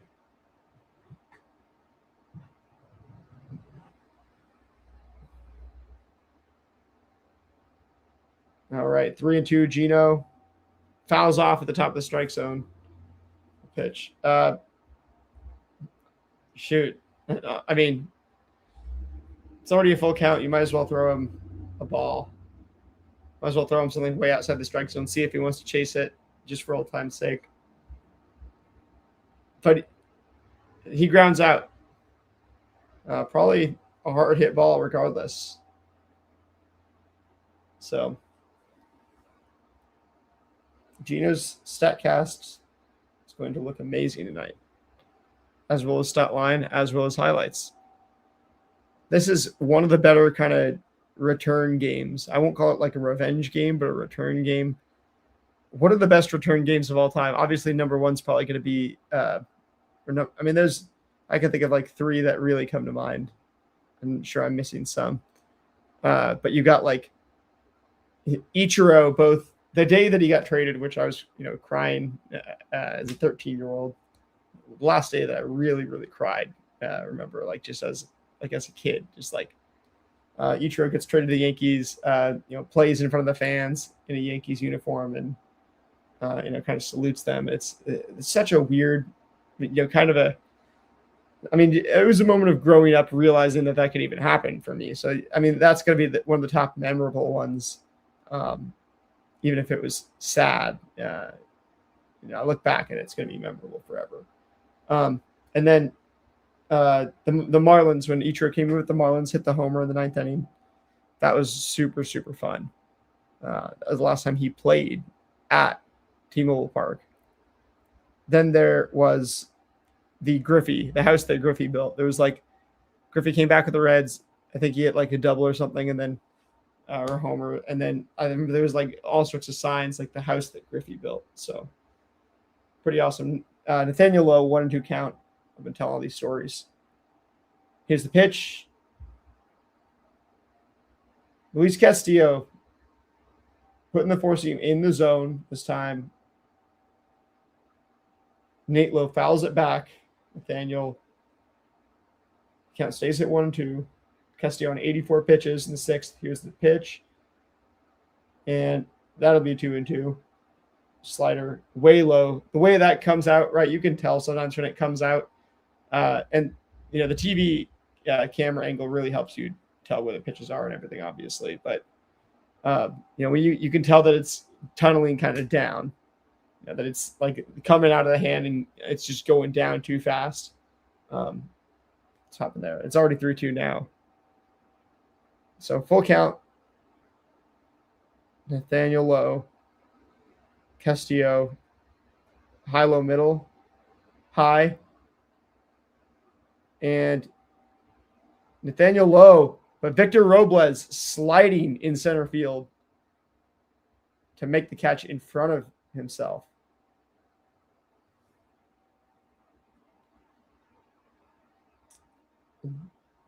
And Victor Robles, honestly, just been amazing for the Mariners the last 2 days. He looks like he's feeling himself. Luis Castillo with a smile. I bailed out a little bit.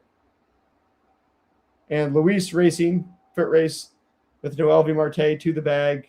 That'll be at number 3. He gets himself a quality start. So there's, honestly, a great little outing for Luis Castillo. You might not like me saying great, but how many quality starts has he had this year? I say for Luis Castillo, not, this isn't a great start for Jacob Mizorowski or anything.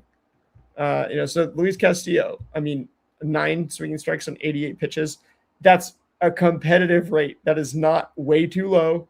It's not super duper high either, but you get at least one on every pitch. So there's at least some threat on each pitch that, I could swing and miss. I'm not just guaranteed to make contact by waving at this. 5 swinging strikes on 32 four-seam fastballs. That's a little under a 20% rate, but that's a good rate on his four-seam.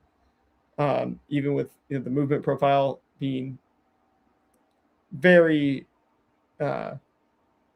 very upper middle class. Let's say I'm trying to be really nice. He has a middle class fastball right now, Luis Castillo. Mid 90s, 95.4, whatever is what your average, 5.3 on the year. It's the movement at 13 and 12 on the year, horizontally and vertically. That's just not that high. I want one thing to be at least 15. Yeah. I want one to be at least 15. So the sinker, 18. That suggests to me that it's a little better. But Luis Castillo is doing a good job limiting the contact. And I think, he has the good average exit velocities on all of his 4 pitches. Overall, it's 84.9. You can see the range here from 81.8, 81.9, 85.8, 86.8. Both hard hits so far coming on the four seam. Yeah, I would say Luis Castillo, very, very good. And, Chase Burns, they're showing his pitching line. I honestly don't like when they do this because sometimes I'm like, does that mean he came out of the game? No. And then they show the swings and misses. 16 for him. Goodness gracious. Oh, yeah, he is out of the game. So, especially knowing Chase Burns is a super young pitcher. He's like 23. He's not like 23. He is 23. But Chase Burns is 23. Pitched in the majors for 1 year before this. I'm not even sure if that was the full year last year. But it's the most innings that this dude has done in a year, calendar year or season in his career. 102 innings last year, and he's already – that's this year. 43 innings last year. So you got to pull him. Like you can't, take a dude with 42 innings and then immediately put him at 180. You kind of got to find that middle ground, and usually the happy medium that they look at is like, 140 to 150. Chase Burns, right? Do the Reds make the playoffs? I think that they're being conservative right here, right now, because before the trade deadline is where you really don't know which direction things are going to go. After the trade deadline, you can you can plan a little harder in one direction, whether that's going towards pitching him more innings throughout the rest of the year and building the innings up so that the next year that he can take, kind of be no holds, nothing holding him back, or whoa, Canzone.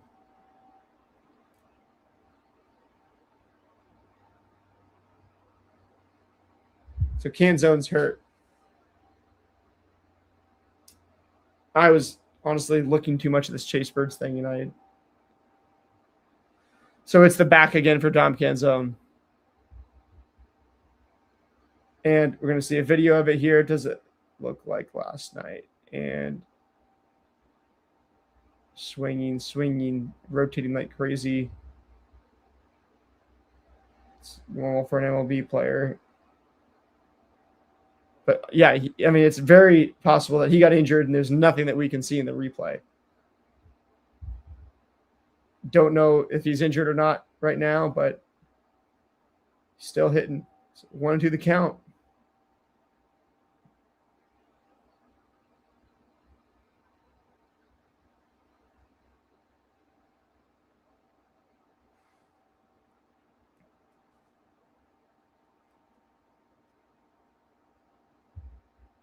So the Mariners broadcast is actually applauding, and they're saying you got to respect the fact he did what he did, by walking Canzone to face Cal, which I actually completely agree with everything Aaron Goldsmith is saying. Although the narrative, is, with Cal Raleigh, doing what he did was awesome. I massive respect for the, when you have the, the stones to, and the resolve just to go and say, you know what, this is what we're doing. This is the right thing to do. Don't care what you say.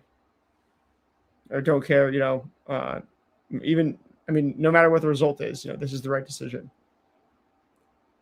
I think that's something you have to do when you're managing a sports team that it's incredibly hard to, as a media member, be fair to. Canzone 2-2. Don't you? So Jose Trevino is challenging this, but it was low. We know on the TV that this was low. Yeah, so that one's low. Let's get off this Chase Burns thing. Back to the Reds versus Mariners. 16 swing strikes for him, just insane. I think it's fair to say that I get Chase Burns. I get kind of the hype for this. Way inside Canzone. What a walk he just worked. He just, nearly injured himself mid at bat. Draws himself a leadoff walk. Grinded through that at bat. That was the hustle. That was everything that, I hear people bashing the Mariners clubhouse for not bringing these recently, and that I hear this Mariners clubhouse talk about knowing they need to bring recently. And I honestly thought last night the hustle looked excellent. I don't think tonight just looked half bad either. I don't know what you can, and really, when the hustle, like when a team has a flat game, it's so easy for me to say something about that. Cal Raleigh 0-1 the count, no outs, big opportunity to go 1-0, and now Maul evens up the count. Cal Raleigh, oh come on, get us back to that. There we go.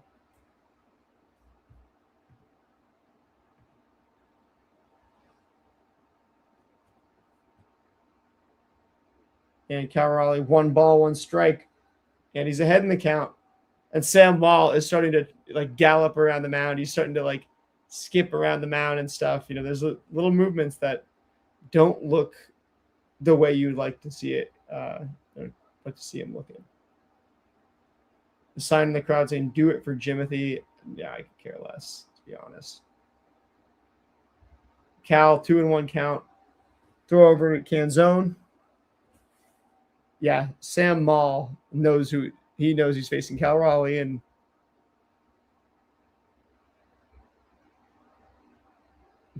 he knows that he's behind the count.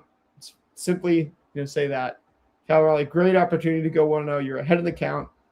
If you take another pitch, what you're going to get, a breaking ball up in the zone, a sweeper landing middle of the zone.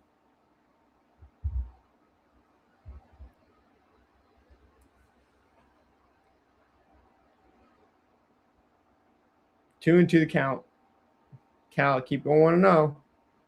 Strikeout looking, and he challenges, and it's a clear strike. And look at, like, why is he looking at the scoreboard like that? He knows. He's really upset that he lost that challenge just there. He's really annoyed with that.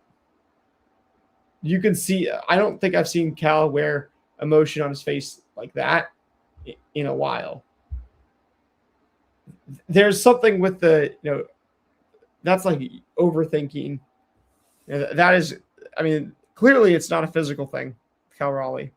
Say if that just shows us, there's mental, stuff that's just really tough right now for him. God bless Cal Raleigh.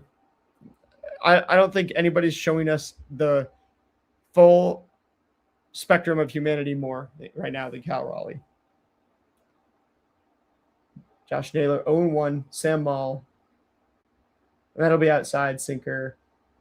1-1. Naylor, look at how dirty his uniform is. You like to see that. You can't tell me this team's not hustling tonight. They're throwing out their back. The slowest player in baseball has got his jersey covered in dirt. 1-1 the count. 2-1 on the pitch clock. Fires in. Josh Naylor, opposite field. Runners on first and second. Again. Mariners not going down without a fight. This is the third of the first 6 innings. They've had runners on first and second. Can they move them over? I don't think the Mariners have had a runner on third base all night. But if they do, I don't remember. Naylor just into to the opposite field. And Naylor, that's 3 for 3. 3 for 3. Naylor, 1-pitch single his first time up. 3-pitch single his second time up. 3-pitch single his third time up. 7 total pitches, 3 singles for Josh Naylor. That is exactly where you want to see him. It's like he takes these super long at bats, then he takes these super short at bats. Josh Naylor is at his best when he is confusing as all get out to try to understand process wise. And Sam Maul is gonna take. Oh boy, Julio Rodriguez. Julio comes into the game. So Julio, who was, day to day pretty much, wasn't able to start this game. Definitely was feeling something in his hamstring after running last night. Pinch hits. Runners on first and second. 1 out. This is a huge spot in the game. Biggest spot of the game so far. Mariners know that there's that 80% thing on StatCast, and I mean, if Julio goes and hits a homer, it's a tie ball game. The whole pitching duel is erased. We play a new game. But if and even if Julio strikes out, at least you know that you used Julio. And it sounds like they know for sure that they can send him out there right now. He's not going to get injured in this at bat immediately. Oh, by the way, hydration.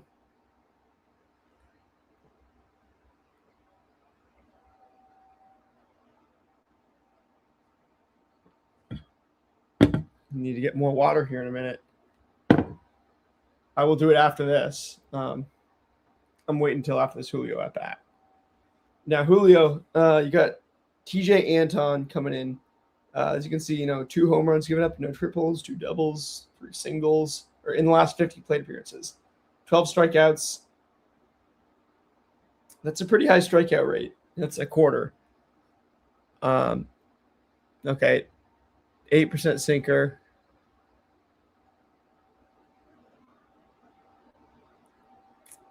And Anton, 546 OPS allowed in last 50. I like that little thing he's doing, where he's, looking at center field. I don't know if he's looking at the flag or something, holding his cap over his heart. Here's his first pitch, Julio, and that's ball 1, sweeper in the dirt. Julio is chilling, did not move.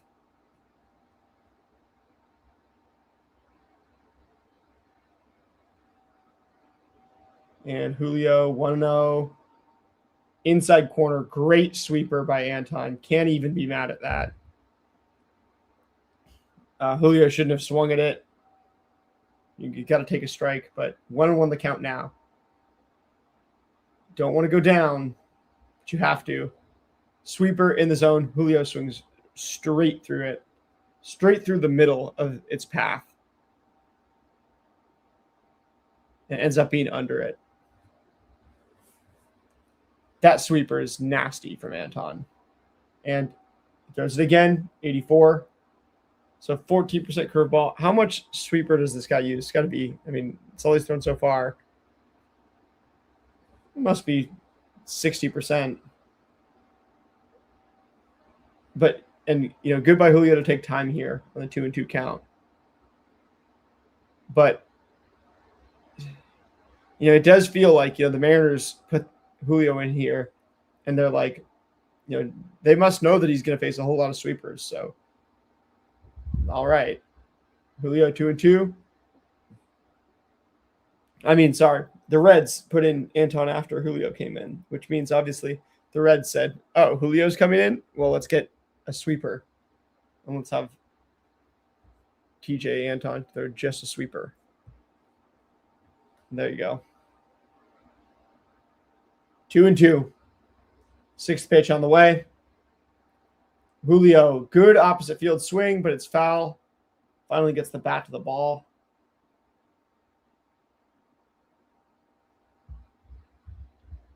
Julio doesn't look like he's rushing through this at bat. It's a battle right now. TJ Anton, Julio Rodriguez, 2-2, 7th pitch. Not on the way. Anton looks at second base with Dominic Canzone. Now he's set to pitch again. This will be his 7th pitch. The clock, 5, 4, 3. Pitch. And it's a ball. That was a strike. If they challenged it, they would have got that. It was about a third of the ball in the zone. But Julio Rodriguez lives to see a full count.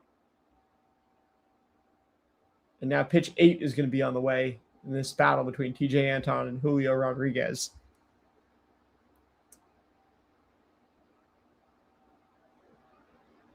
Pitch 8, I think it's catcher is setting up, low and inside.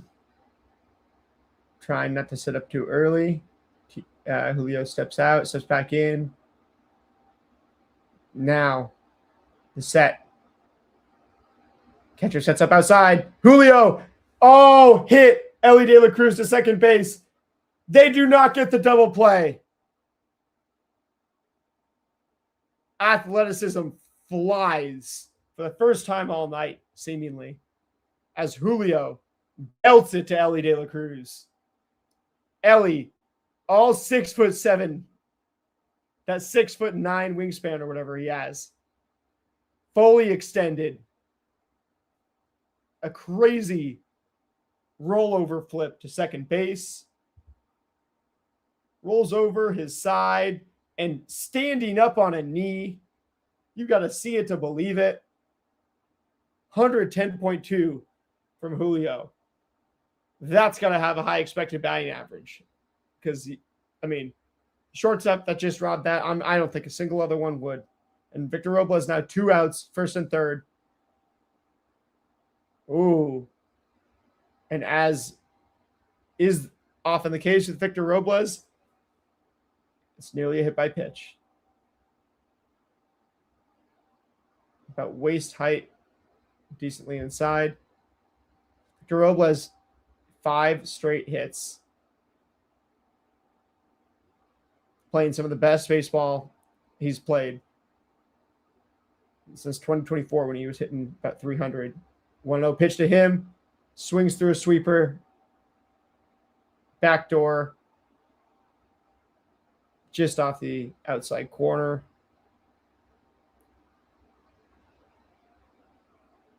Yeah, Anton's sweeper is disgusting. 1 ball, 1 strike. Here's the pitch. Low. Trevino at the ready.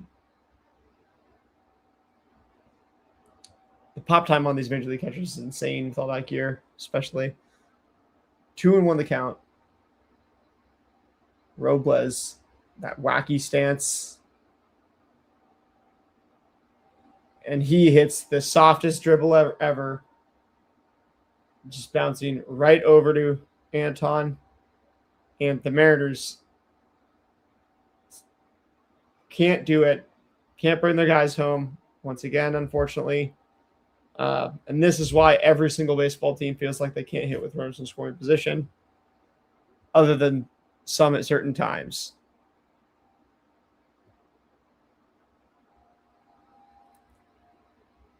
Wow, Ellie De La Cruz, he's won this game so far. I mean, him and Gino, both with now a trademark defensive play, surely each one of their best of the year, and a home run. So it's that left side of the infield for Cincinnati tonight. Gino Suarez, with the homecoming and everything, really doing the homecoming, putting on a homecoming show tonight after getting the kind of the ovation last night. And then Ellie De La Cruz just basically continuing to show people. And again, how in the world was Ellie De La Cruz not an all-star? That's like the question that me and other people keep asking. How was Ellie? Oh, before I do that, not an all-star. I know I gotta get water, hydration break. I'll be right back. I go get water. I'll be right back. Don't go anywhere.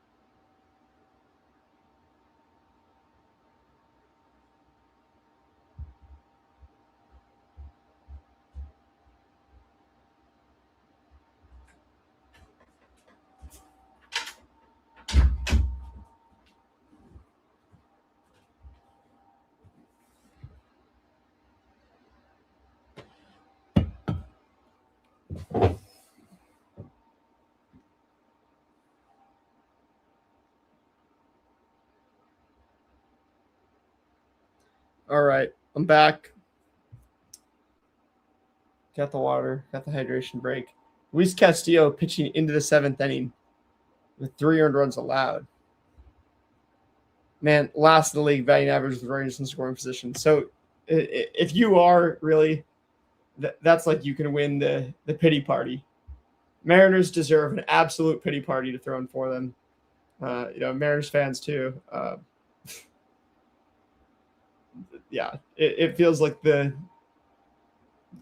pity Olympics sometimes, with the fan base, with the like, oh, we're so bad and stuff. But that, again, I say this, right? It's every baseball team. This is just relatable baseball, things. This sport is grueling. And this is what happens. I'm not trying to dismiss it, but it's true. Friedel. He looks like, your buddy who's trying to like swing the golf club too hard.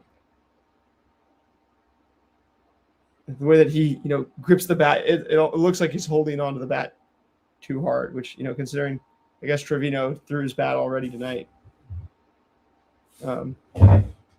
He's actually not holding it that hard. You can see once they show it close up. But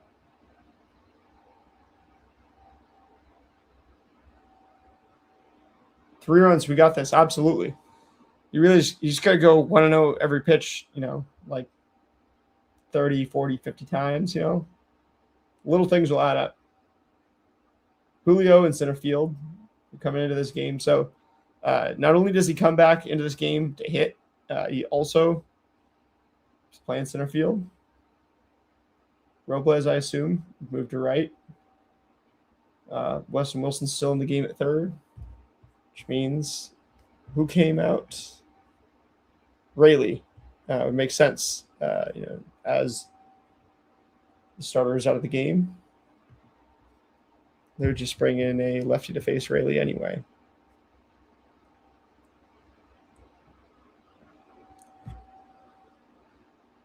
All right, Castillo.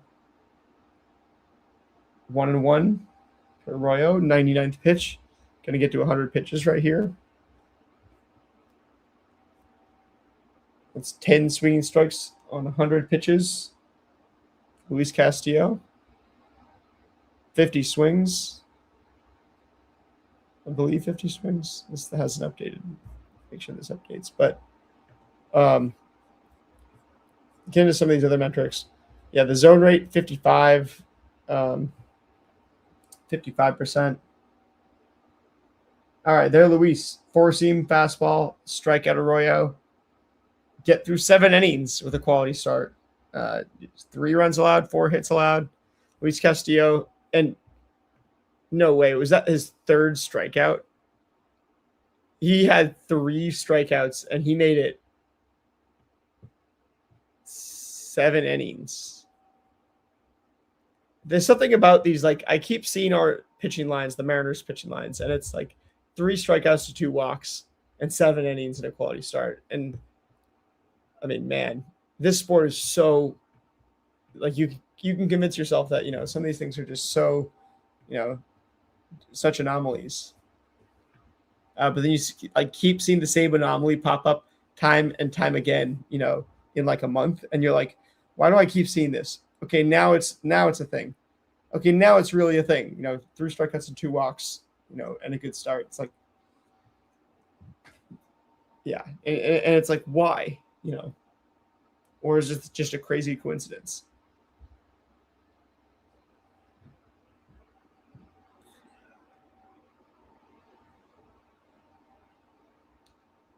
All right, if you're the Mariners, what do you do here? What do you do to go 1-0?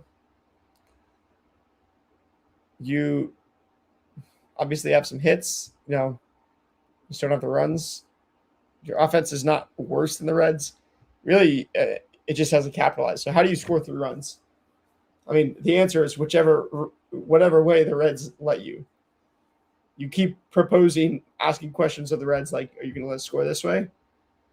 No? Okay, well then, are you going to score this way? And you exhaust enough of those avenues until you get one to work. Or you say, no, we're going to score this way. This is the way we're going to score, and that's it. And you live by that till the end of the game.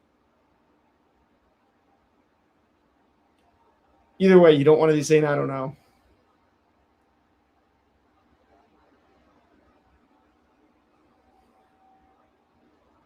And the people who think that, oh, that's just a bunch of mumbo jumbo, that's just, a bunch of, that's just you're talking, it's a whole lot of nothing, right?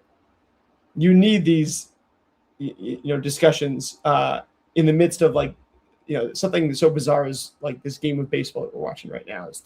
We're down 3 runs. How a team comes back, obviously we're not going to figure that out. I mean, you have to propose something outside the box, though. You can't just say, well, the guys are just going to. I mean, you can just say the numbers are going to normalize.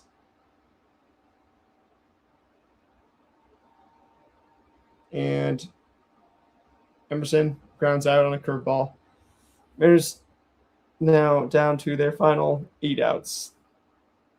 And this game is, I mean, it's 2 hours into the stream, but it feels like the game's going quick to me. I don't know about you guys.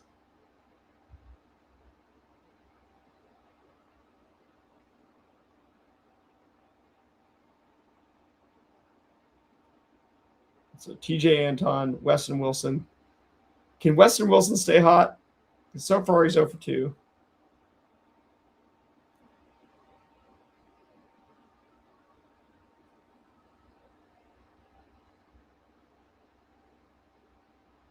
He will get another at-bat for sure if the Mariners end up. Well, actually, that's not true. This could be Weston Wilson's last at-bat tonight, depending on what happens the next 2 innings. So,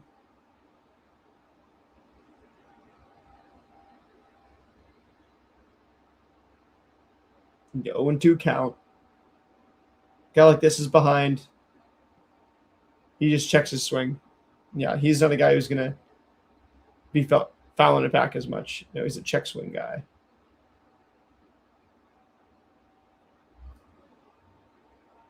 All right, Wilson. 1-2 now. Bottom of the strike zone. Decent swing, but it's foul. Hits it straight into his foot.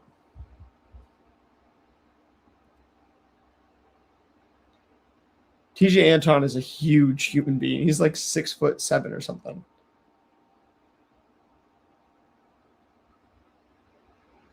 Reaches back, sweeper 83. Middle low outside.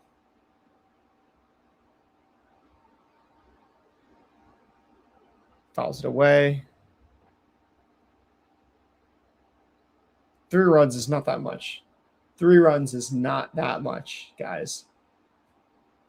Wilson destroyed. That's a homer. We're not getting shut out on this stream, guys. We're not getting shut out. Weston Wilson, stay hot. Stay hot, my friend. 101.3 mile an hour exit velocity right here. And hey, what's 2 runs? That's one of them. That's how the Reds started off the game. 3-1 Mariners now, or 3-1 Reds. The Mariners, Weston Wilson. That sweeper. Finally, somebody punishes the hanging breaking ball. And Wilson, man, it is a swing with a lot of moving parts. I have kind of joked about it tonight. But when it works, it works. And you can see the athleticism, keeping that bat in a smooth bat path. That will play. Cole Young now 1-0. Here's the pitch. 1-1. Showing Weston Wilson's homer a 3rd time. Second replay. 81. Middle. About exactly where Cal had his. Maybe, and ends up, it goes off the scoreboard, the out-of-town scoreboard.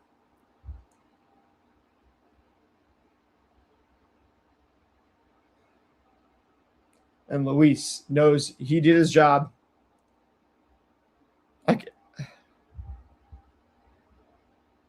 So tough to be Luis Castillo, I will say.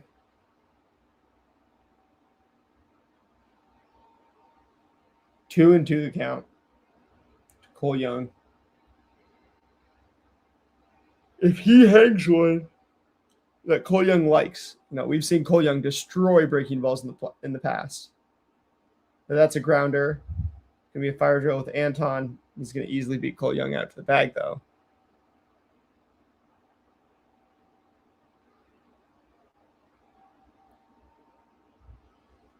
The Alumni Home Run Derby night, they're showing right here. Post game featuring Ichiro, other Mariners sluggers. Ichiro, obviously the heavy favorite, considering how much activity he still does in and around the clubhouse. We all know Ichiro could trot out there and hit 300 right now if he wanted to. We're joking, maybe just a little bit, but not. It's like I would not bet against Ichiro getting quite a few hits. If he was on this team right now, imagine TJ Anton against Ichiro. But no, we're 1-0, Randy Rosarena. 2-0. Okay, a base runner brings the tying run to the plate. So I mean, right now, a walk. So it's already late in the game, and Randy steps all the way out of there. That was interesting. Randy Rosarena steps all the way out of the batter's box as the pitch is coming in. It's way above the strike zone, and Jose Trevino burns the Reds' second final challenge to challenge this pitch. He didn't know where it was because Randy had stepped back. Kind of a bang-bang situation of just antics. And Randy taking a step back from the plate, carrying his bat down the line. And yeah, Tito Francona, a little smile on his face. Yeah, it's time to take TJ Anton out. Oh my goodness. No way. No way, guys. Are we really gonna get the same situation as last night? We might be getting the same situation as last night. Oh boy.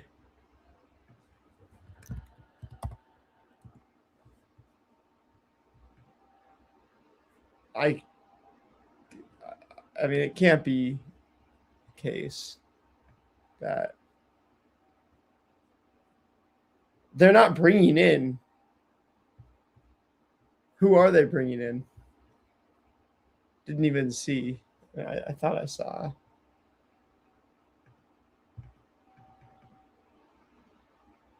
Oh no, they're just having a mound visit. Then why are we on ads? And Anton's not staying in. They went and took the ball out. They pointed the bullpen. Yeah. Made him throw 30 pitches. That's a good plate presence against TJ Anton. Like, you just stand in there, like Randy did. Take a step back sometimes and just stand in there, even take a step back. Say, you know what, I'm taking. Whatever you're going to do, be confident. Make mistakes at 100 miles an hour. Victor Robles has been that guy at one point. Dominic Canzone has been that guy at one point. Luke Raley's been there. Cal Raleigh, obviously. Julio. Everybody in the Mariners has been, to this place at one point. So tomorrow, yeah, Singer and Hancock. That's a weird pitching matchup, isn't it? Somehow, something about that pitching matchup to me is just like, it's like solid number, solid back end of the rotation type guys. Guys who were kind of prospects, but not like top prospects. Or guys that were like big prospects, but not with like some high ceiling. I don't know.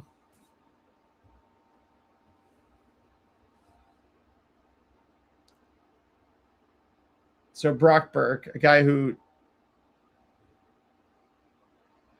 I think I have seen. No, I haven't. I don't think I saw somewhere somebody talking about the Mariners getting Brock Burke because he's a lefty. That doesn't make that much sense.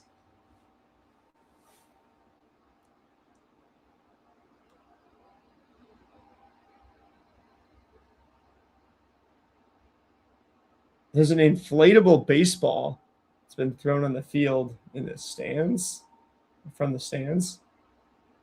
Somebody running on the field to pick it up. Fielder or something.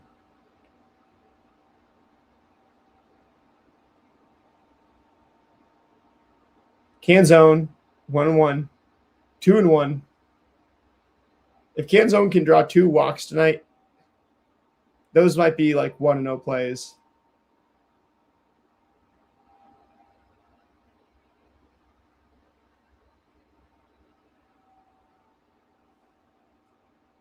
And there's another inflatable baseball thrown on the field. It's weird. And now this dude, shout out to this dude who's getting quite a bit of screen time just running across the field in his Mariners jersey.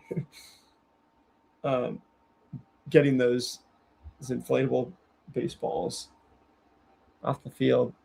Burke to Canzone, the 2-1, and now it's 3-1. Way high, 94.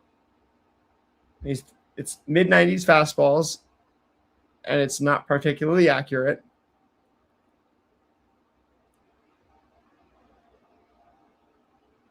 That's the same spot way up and out of the strike zone. And the bases are loaded for Cal Raleigh. One more time.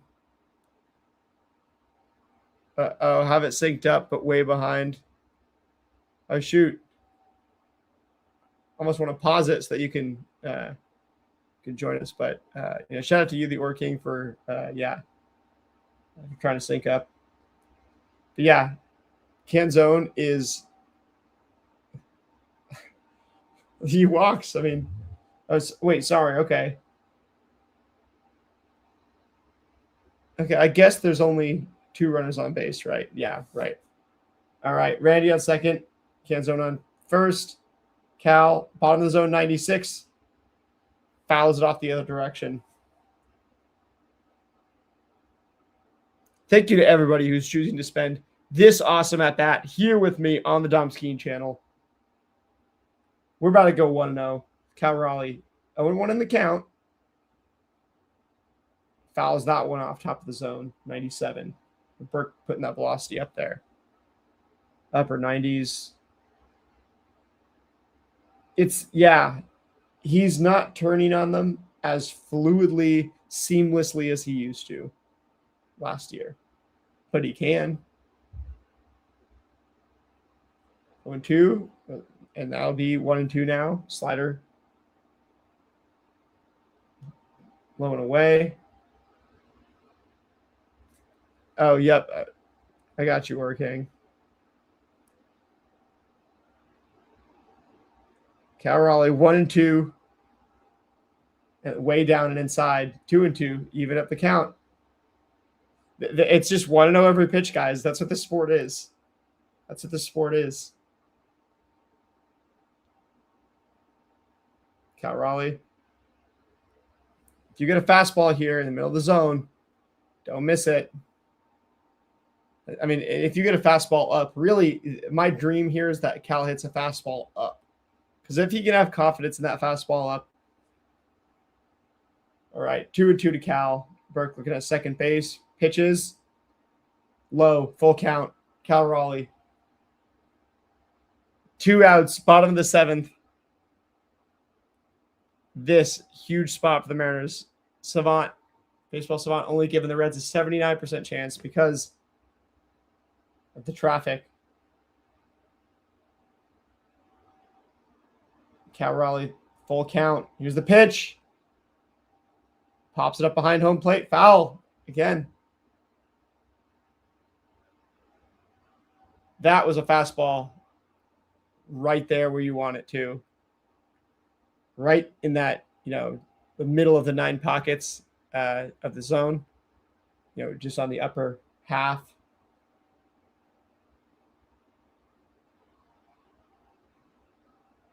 Cal wasting the pitches. Here's the pitch, and it's inside. Bases loaded. Cal walks. Josh Naylor, bases loaded, to the plate. Man, Mariners have the bases loaded with 2 outs, bottom of the 7th inning. The entire main level, T-Mobile Park, is standing up. You can tell how bad Cal wants to win. The do it for Jimothy sign, which, hey, if we win, we win.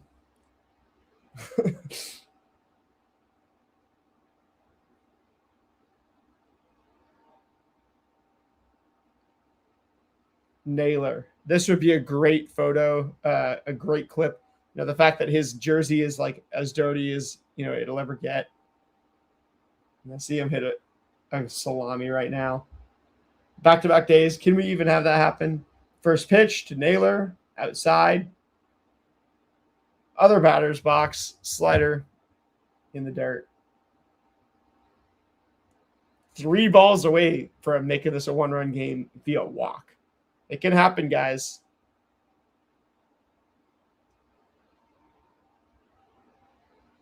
And time granted.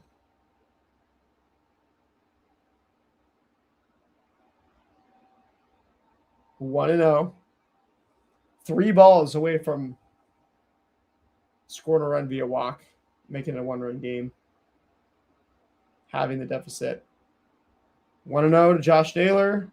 Swings through. Another backdoor slider. This one just inside the other batter's box, or just inside from the other batter's box.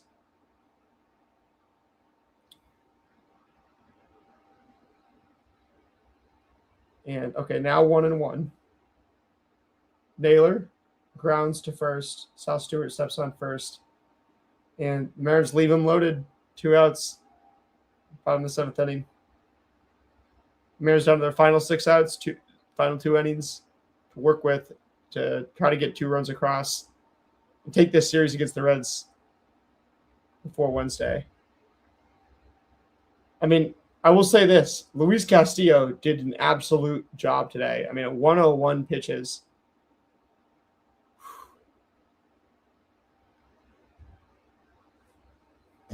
Let's go look at Luis Castillo one more time. 11 of 52, 101. That's pretty good. 84.1. I mean, yeah. 2 hard hits on 101 pitches. He basically had the Reds come up. He basically brought him up and sat him down. Other than 2 homers, and really like homers again are a luck-based thing. There's something that like the hitter, Ellie De La Cruz was skilled to hit a homer to center field into the J-Rod squad. Gino Suarez was skilled to hit a homer into the pen. That wasn't Luis Castillo's fault. However, Luis Castillo, those runs go on his line. So, is what it is. And, I know my argument has, flaws, certainly, but it's this versus the alternative, right? Again, we keep presenting alternative viewpoints, and we'll go with the one that actually makes the most sense. And I mean, if you watch this game, Luis Castillo pitched insanely well. He did what you needed him to do. He gave you a chance to win the game.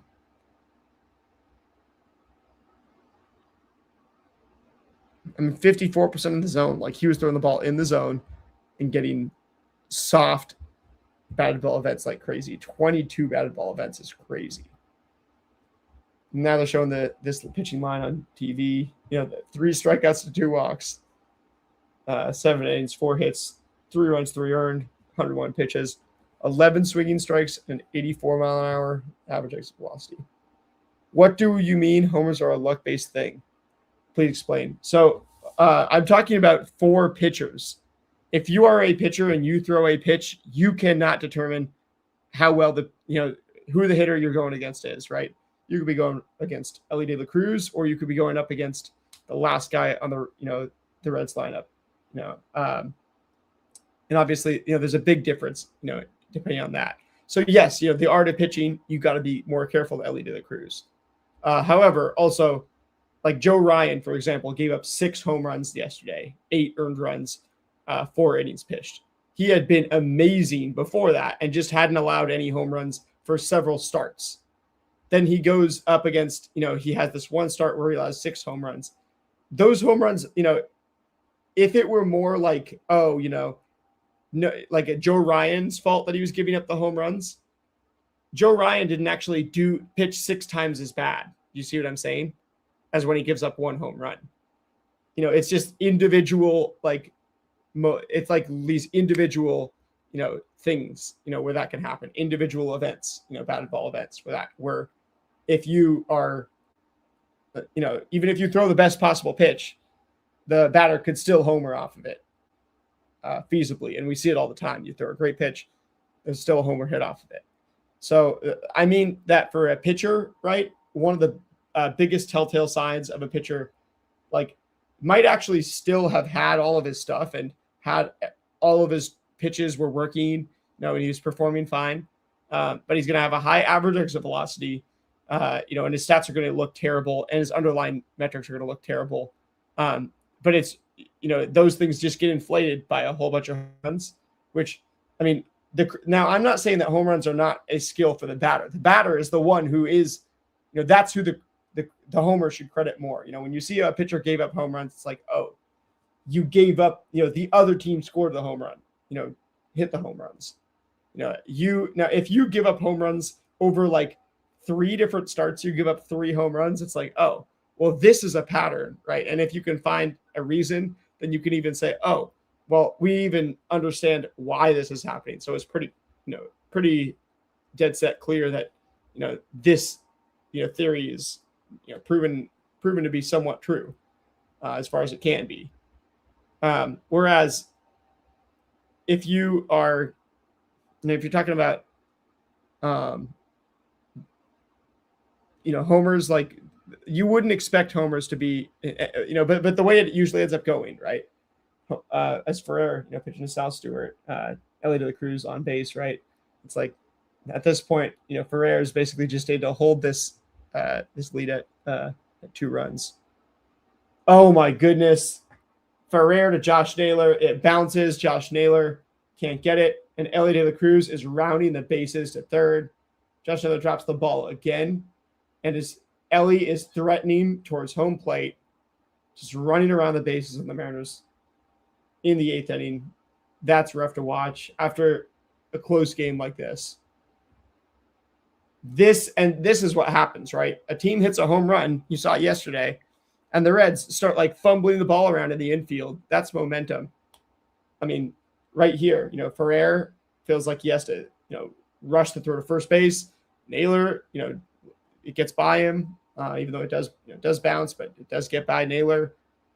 And you end up, Ellie de la Cruz just basically getting a head start running on the bases. No chance to hold him at second, obviously, when that thing goes behind, and Naylor's got to go get it. Stewart, 1-1 dribbler, and that's a boon for the Mariners. It's going to be a free out on Sal Stewart. So it's at least 1 out. Now, if you get 1 more out, you don't give away a super easy run. You at least are going to make the Reds work for it a little more. But if you give up, just to show you guys, right, what these things scored as, like, okay, right, if we're gonna, oh, by the way, Dom the Don, yeah, I saw that. Great explanation. Thank you. My name is Dom too. Shout out Dom the Don. You already know. Here's a question for you I have, Dom. When you introduce people and they say, like, because I'm sure you've had this happen to you. It happens to me all the time. Dave Myers pitch hitting, by the way. So what happens as a Dom, right? You say, what's your name? Dom. And then the other person will say, Don. And you'll say, no, like Dom. Like, I'll say Fast and Furious Dom. Oh, yeah, right. That's usually how that goes. Play at the plate. Mariners out. Ellie de la Cruz out. Grounder right to the shortstop. Emerson right to Cal. And the Mariners get just a tiny bit of relief here in the 8th inning. Ellie de la Cruz trying to slide to the outside of the home plate. Cal on the inside of home plate. But it was by a mile. Mariners beat this. And that's because, I mean, the ball was right to Cole. Basically couldn't mess that up. Yeah.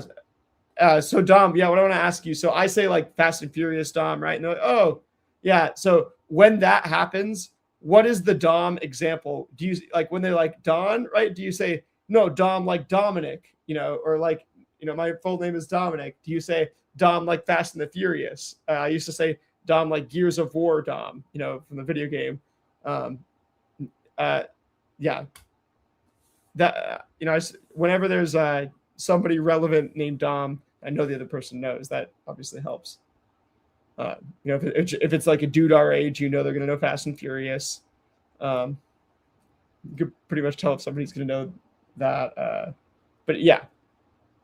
So Dom, yeah, what do you say when people are like, you're telling people, you're confirming your name is Dominic as Eugenio Suarez grounds out to Colt Emerson, underhand to Cole Young. Mariners get out of it in the 8th inning without allowing a run. Still a 2-run ball game, and you've got the heart of the order coming up. So this one's not over yet, right? You just got to go 1-0 on the day, and Mariners have not lost yet. It ain't over till the fat lady sings. A great saying, by the way. Yeah, use the same. Yeah, so you do the same one. Yeah, so that's the one that comes to mind for me. Like if there was another one that was as recognizable, I would switch it up more. But the only one that's really recognizable, like immediately, especially to people my age, I'm 27. We've grown up with a new Fast and Furious movie. Everybody's seen at least one. There's like a dozen of them been coming out for our entire lives, right? So yeah, it's funny that you use the exact same example, right? That's one of the things that really unites us Doms, that we can all bond and relate over. But getting over to this ball game, which the Mariners, could come back and win right now, and it would feel like a dramatic like come from behind win, but it's not the type where they've been laying it on you all game. It's like they got the capitalization early, and you like they started the party and you finished it. They started the fight, you finished it. 28-2. Yep, you already know. So you're primed for that exact that exact same thing. Using that example and that conversation, having that every time you meet somebody our age and say name is Dom. Although, man, Dominic Canzone, when I go to a Mariners game, I do get to say, Dominic Canzone, which, by the way, I see your Florida State Seminoles logo on your profile. Are you a Mariners fan? Are you a Seminoles fan? Yeah. Curious to know what your, what your allegiance is. Because, obviously, Florida, Washington, most far apart states in the continental U.S. So, I never meet people that are, a Florida State graduate, really. That would be cool. Now, Julio finally up. Garcia into pitch. A sweeper that's way above the strike zone. So that bodes well for the Mariners. Julian Garcia looked a little bit like Yimi Garcia. The Mariners had at one point. Julian Garcia, though, 2.77 ERA. Julio absolutely mashes this thing, and that's gone. That thing is gone. Julio Rodriguez. I'm kind of stunned. The day he comes into the game after injury, Julio, full of swag, trotting, galloping around the bases. It's a 1-run ball game on Julian Garcia's second pitch. That is an awesome, 2.77 ERA that you've got, Mr. Garcia. But put that thing up by about a run because you had 8 games, right? Yeah. 9th inning of work. It's like your 4th run allowed. Yeah, Julio. That's right. Julio and Victor Robles swinging at the first pitch, going opposite field, popping it up though. So you bet on this game. Awesome. What did you end up putting, as far as your I'm not a big sports bettor myself, but yeah, 3 runs ain't nothing. That's right, Orking. You were here. We've been out here saying 3 runs is nothing. You mean, that takes like 5 minutes, right? That's the thing. Other sports, right? The lead, like a 3-possession game in football, a 3-goal game. Right? I guess you could get that quickly, but way harder, right? This is where you do your scoring at once in baseball. So if it's going to come in bunches, right? 1 out, Colt Emerson, 0-1 count, going down to a knee for a sweeper. So this is the stuff that Colt Emerson, man, process-wise, you'd like him to work on. But, man, hey, we're in this moment. I'm not going to take us out of the moment. Let's enjoy the moment. The ballpark is getting a little raucous. You can don't have the sound up, but I can imagine the tarps off are going wild in the stadium. 0-2 to Colt Emerson, and he puts an uppercut on this swing on this thing. That was one of the higher uppercuts, the higher pop flies I've seen in the stadium. Ends up foul, and somehow, I mean, that thing is like higher than the roof and lands further than the fence is. You got the Mariners plus a 1.5. Oh, there you go. So this just covered for you. My buddy just asked me why does Wise 10 afraid of 7? Hey, King. Shout out to your buddy. That's a good one. You got me. You got me right here. Oh man, 2-2 to Colt Emerson. The vibes are good, but they're with the Mariners still.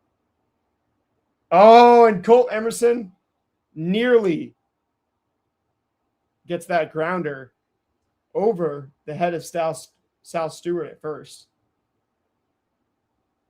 And I have to say, good job, Edwin Arroyo. You see Edwin Arroyo he is ready to back up his first baseman, Sal Stewart there. So it's fun to see him playing like a role in this series, a guy that we've traded away. Interesting, like storylines on both sides. But Weston Wilson, the hot bat coming up, man, you could have lumps in every swing and you could still get on base. So this keeps happening to Weston Wilson, and I'm willing to bet it's happening to guys like him too. They keep throwing him a first pitch near the strike zone, gets called as a strike, and he doesn't challenge because Weston Wilson doesn't have the green light to challenge, I bet.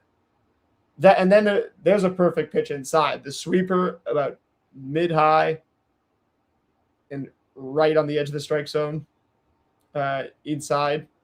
That's exactly what you want to do to Weston Wilson, a long, lanky athlete. 0-2 now. Let's keep this 8th inning alive. And okay, they're trying to get favorable calls. Yeah, so they know Weston Wilson's not going to challenge. They want to put, and this is also the playbook against the Mariners. I always talk about this in the post game. Put the ball close to the zone and let the Mariners suffer. But Weston Wilson! Oh, I got fooled by the broadcast angle.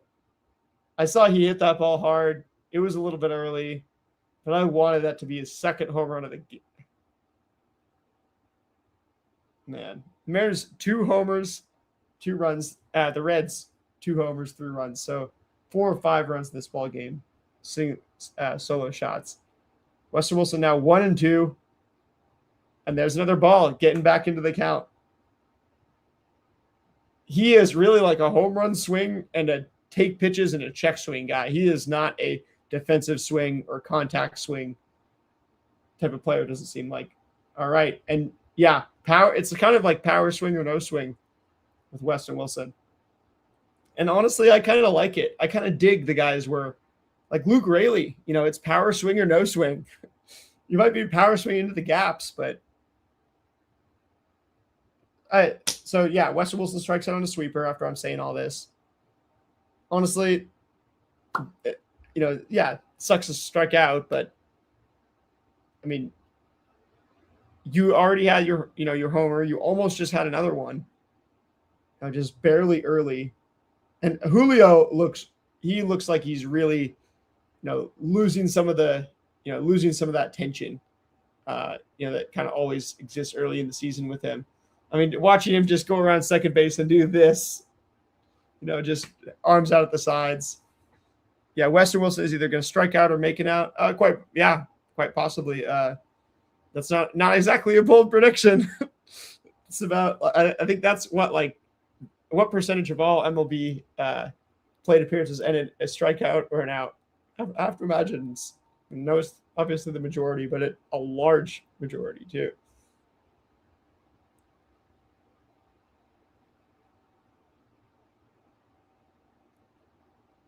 And I wanted to look at something. What I want to look at a second ago. The hustle stuff is coming to my mind from yesterday. I know, the team hustled well last night when I was at the game. From what I've seen on the TV tonight, right, I can't see the way the guys are coming in and out, on and off the field. I can't see, certain things that just aren't shown on the broadcast. But they do look like, everything is like dialed tonight. The Mariners are dialed. The bench guys are coming in serious situations and taking really good at bats and threatening. And the starters are, I see hard play from Julio. I see loose, but absolutely hard, super locked in at the plate, and then loose rounding the bases. Brady on bars. What are the odds the Mariners come back? So I can give you baseball savants odds right here. You got, they've got the Mariners at 16.5% chance right now. So obviously, it was like, it was worse than that before. Obviously, they made it a 1-run game, but you got Michael Rucker again after pitching last night. His 4-seam was looking good last night. He starts off with a cutter tonight. Gets in there for strike 0-1 on Nathaniel Lowe. So yeah, the Reds 83.5% chance to win. Yeah, Mariners 16% chance to come back. But in terms of to come back and force extra innings, it would be, not nearly that much. Probably like 8%, or sorry. So like 30. They're 16.5% likely to score 2 runs. I'd say the Mariners are like 30% likely to score in the 9th inning. That's like my, personal calculation. 2-1 the count. Nathaniel Lowe down the line. If he goes for an Oppo Taco, and he does, that's a real bummer for the Mariners. With all due respect, you get a big, ugly bopper coming and then giving that grin, just that, that kind of Mariners killer grin, just the type of guy that's like, man, he definitely not the swaggy player, not the, player that we used to have or anything.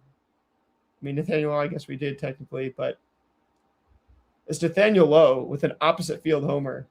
So just as I'm talking about the Mariners' odds to come back, they just went significantly down with that homer.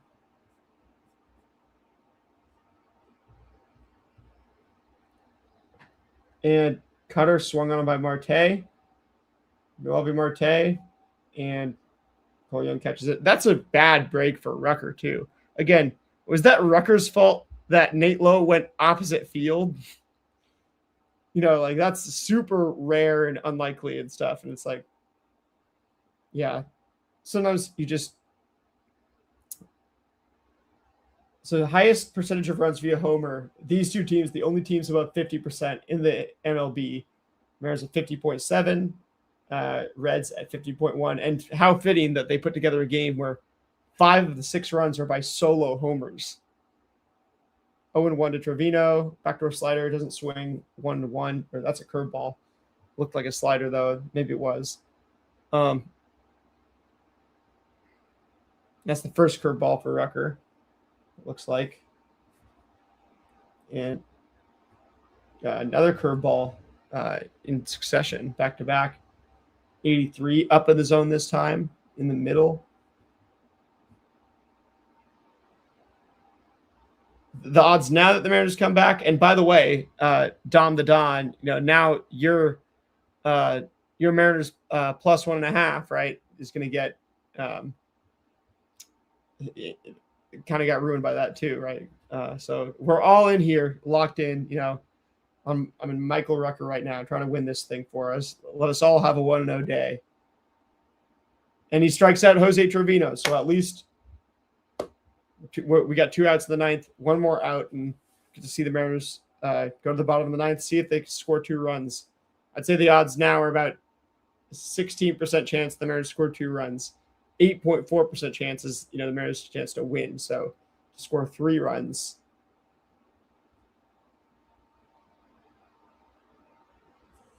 Friedel, it gets a 4-seam fastball in the very middle of the strike zone from Michael Rucker, but puts in the power alley. Victor Robles is there to track it down, and Mariners will go to the bottom of the ninth. Cole Young, Randy Arozarena, Dominic Canzone, top 3 in the order, coming up.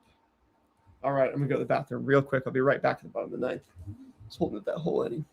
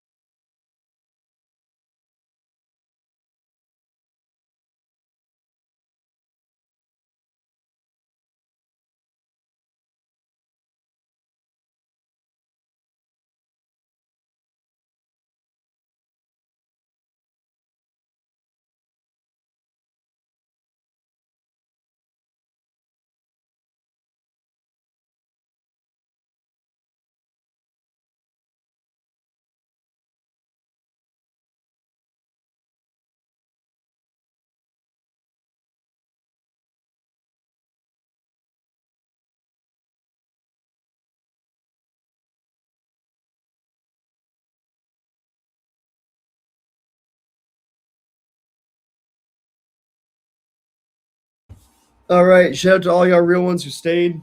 Well, go to the bathroom. It looks like we missed one pitch. Pagan 0-1 to Young. Now it's 0-2. Cole, got that face where he's a little bamboozled. That's for time. And Emilio Pagan, this is an OG Mariner. This guy was a Mariner in 2011? It was when they were bad, I'm pretty sure. And Cole Young flies out straight to Dane Myers in center field. Was he a defensive? They pinch hit him because of the matchup with Ferrer last inning. And then they,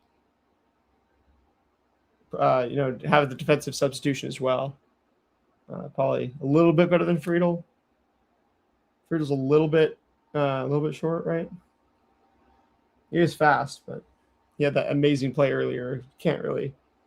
I feel like maybe I'm giving Dane Myers too much credit, but I'm pretty sure Myers is a defensive specialist. Could be wrong.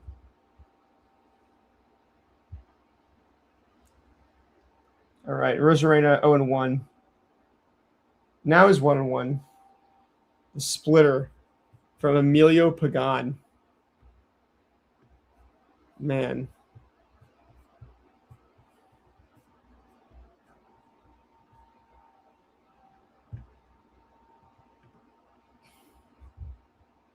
10 seasons, 2017. That's when he was with the Mariners. Oh, Randy pulled 9 inside fastball. 1-2 count. It's foul.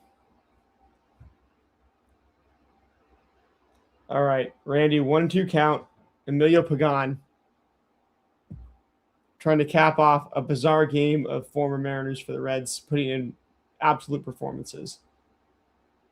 And he bounces one, so even count it 2-2. He bounces that one right on the infield grass, the last blade of grass before it turns to dirt for where the plate is, the base pads. 2-2 the count. 1 out in the 9th inning. Rosarena, grounder, third base, Ke'Bryan Hayes. Mariners down to their final out. Wait, is that? That's not Ke'Bryan Hayes. Yeah, because Marte was playing today. Or no, that is Ke'Bryan Hayes. Yeah. All right, so Ke'Bryan Hayes came in for Eugenio Suarez, maybe as a pinch run at some point. Maybe it's defensive sub. Canzone is the Mariners' last hope. 2 walks tonight. 2 gritty walks. 0-2 other than that. And 0-1 fouls off 4 seam. Now Gino is like pointing somebody out, just dude with the polo in the Reds dugout. The odds the Mariners come back right now are 1.5%. It is not impossible. But they're down to their last strike. 0-2, 2 outs, bottom of the 9th inning, down 4-2. Dominic Canzone, this is the moment that you dreamed of as a kid. Have another epic 9th inning home run right here. Yeah, it's a backdoor splitter. It's going to end the game. Canzone unusually angry, which understandable. This was a tough game to lose. Suarez looking over at the Mariners dugout clearly as soon as he wins, looking like a lost lover. And it's sad because it does feel that way a tiny bit, that this is a guy who absolutely loved the Mariners, loved the city of Seattle. He has a lot of love for Cincy too, but it almost is like, he's like he's missing us. All right. Well, the series gets decided tomorrow. I'm probably going to not do a post game or actually, you know what? I'll do a post game. Go ahead and end this stream, and I'm. What do you think? Should I? Nah, I don't know if I should even do a post game, like end this stream and do a post game right away, just to have the uniformity of the post games up on my channel. Nah, I should probably just have it, do the post game. Well, let's go ahead and I'm gonna make the come to live finally. Yeah, welcome to the live. Mariners 0-1 obviously on the day, but what if I make my thumbnail for the post game here with you guys, and then dip out from there? Just kind of show you guys how I do this. So, and by this logic, right, I'm showing you could basically do this yourself too, just in case you've ever wanted to start a YouTube channel, anything like that. Canva, I do have the pro version of Canva. The paid version is $20 a month. Sometimes I'm like, no, okay, is this really worth it? Sometimes I'm like, this is probably really helping my content look a lot better. So, and I am not an expert. I am not a wizard. I am terrible at this stuff. I don't know what anything means. So what you can see here, I have my elements, from the day before, different things. You always see, I always have the game number. So the first thing is always to switch game 102. It's always kind of working from the last one. Mariners post game is starting right now. But yeah, So I've got all these different things, try to make it look cool and stuff. I backspace through all of them, this picture of Cal, the picture of the, score, and like the background thing. I do have my game 102 thing. Time to go grab a picture of the Mariners. So if you guys have a good picture of the Mariners that you think would go good in the post game, let me know right now. I'm all ears. Gonna throw a picture from the post game and show you grab something like this. So, let's see. I always try to do a picture from the actual the game that I'm doing the post game of, preferably. So I always go search Mariners or search the player if I'm sure I want a certain player. Today I'm not sure I want a certain player. Maybe Luis Castillo, maybe Eugenio Suarez, right? But I always go and sort anytime, instead of anytime here, I do past 24 hours, get the soonest that I can, because obviously I want something that was taken during the game. Honestly, I'm thinking I might do an Eugenio Suarez one. So let's just search up Eugenio Suarez. It keeps our past 24 hours thing. And then, there's Gino doing, the celebration.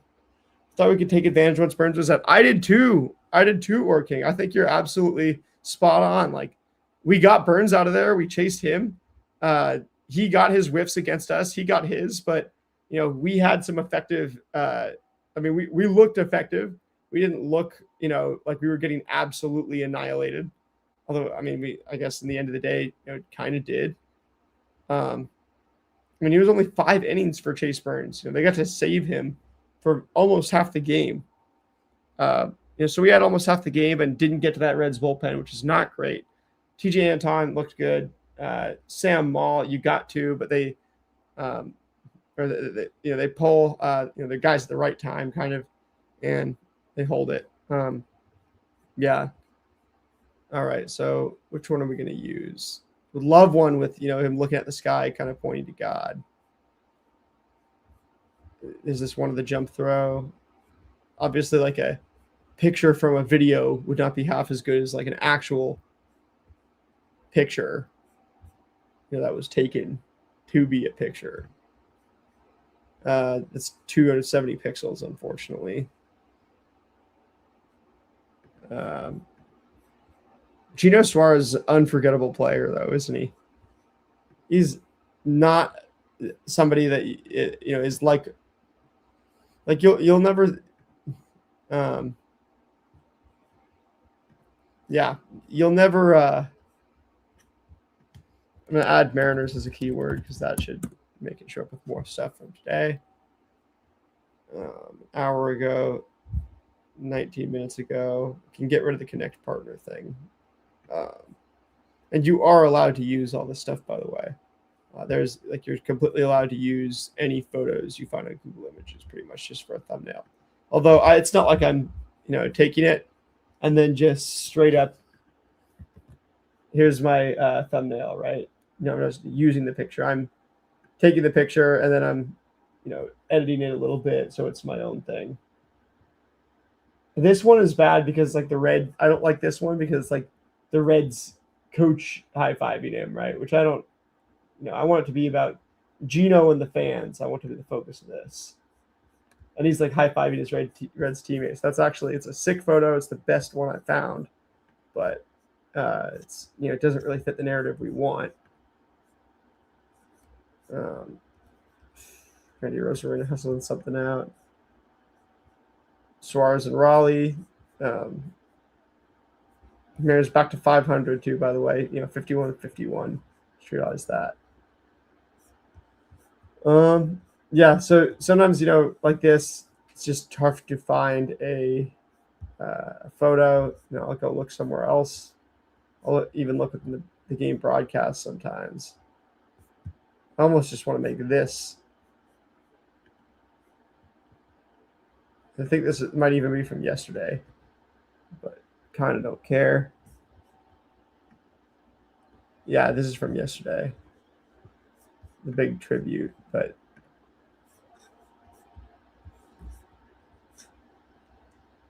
There's the picture we used yesterday.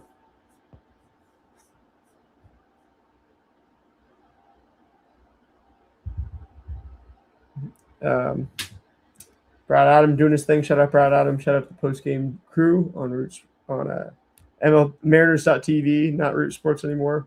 RIP Root Sports. Say that, why not? This is a good picture of Weston Wilson, right? But that's not the story of the game. Isn't Weston Wilson hitting a home run or even Julio hitting a home run? It's Gino Suarez coming back and being absolutely insane in this game to lead the Reds back to victory. A's are going 2 extras. Put that on. Let's see. Top of the 10th. Go Snakes. Got Moreno on your fantasy. Hey, do you play categories? Do you play points league? What's your format working? I'm huge on fantasy baseball as well. I have a couple of points leagues. I have one roto league I'm in, but every year I'm just more and more seemingly addicted to managing fantasy baseball teams. It's basically just Legoliers, grounds, Perdomo. The A's advance the runner with their first out in extras. They put themselves in the driver's seat to score first in extra innings in Chase Field in Arizona. But being that Arizona's the home team, they'll get the bottom of the 10th, so the Athletics cannot walk it off. Jonah Heim for them, AL West legend, using that kind of humorously, tongue in cheek. Oh, you're good. You're good. Or 10-team head-to-head cats. Yeah, started categories 3 years ago. Yeah, makes holds matter. Categories league with holds. Jonah Heim, way to center field. They made it look like the broadcast camera, by the way, the A's score, because Jonah Heim successful sac fly to center. But Jonah Heim's sac fly just now, the broadcast camera in Arizona made this center field look like polo grounds. It made the infield look tiny, and then the outfield just looks huge. It looks like the biggest center field in all of baseball. That was pretty funny. The A's up 5-4 though. Unless the Diamondbacks score in this game, they'll lose.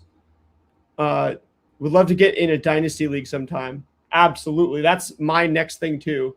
That's kind of be the next thing I was going to say. I've got 3 redraft leagues and I love them all. But I would love to get in a dynasty league as well. Like that's my number one kind of goal for next year. I know some people who, I know one person who's like into the fan track side of things, or I met like a couple of people as well. No one person really. And I kind of want to get into that stuff next year, although that stuff is pretty intense as far as like the time commitment. People, spending thousands of real dollars as buy-ins for fantasy baseball leagues. Then they have like, salary cap things where you can, the real life value of MLB contracts is attached to the players. There's salary caps in your fantasy baseball league and, crazy stuff like that. Huge rosters that include like almost, thousands and thousands and thousands of players in these dynasty leagues. Like I want to get into that stuff. But like, cause I've heard about it and it sounds sick and I love fantasy baseball, but I definitely want to start a listener league, a subscriber league for the Dom Skiing channel next year. So look forward to that definitely being something coming in 2027.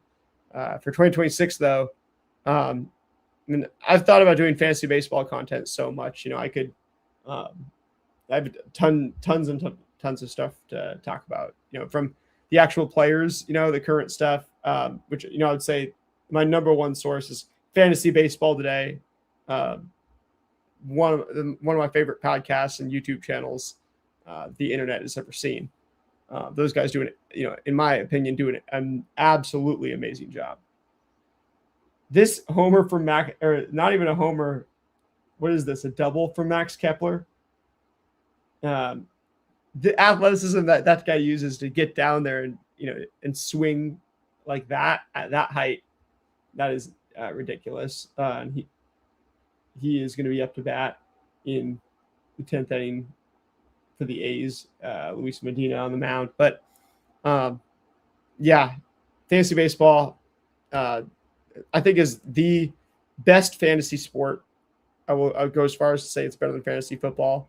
You get all the positions in the actual game, and you cover bigger, uh, a bigger umbrella of like what actually makes a difference in the game.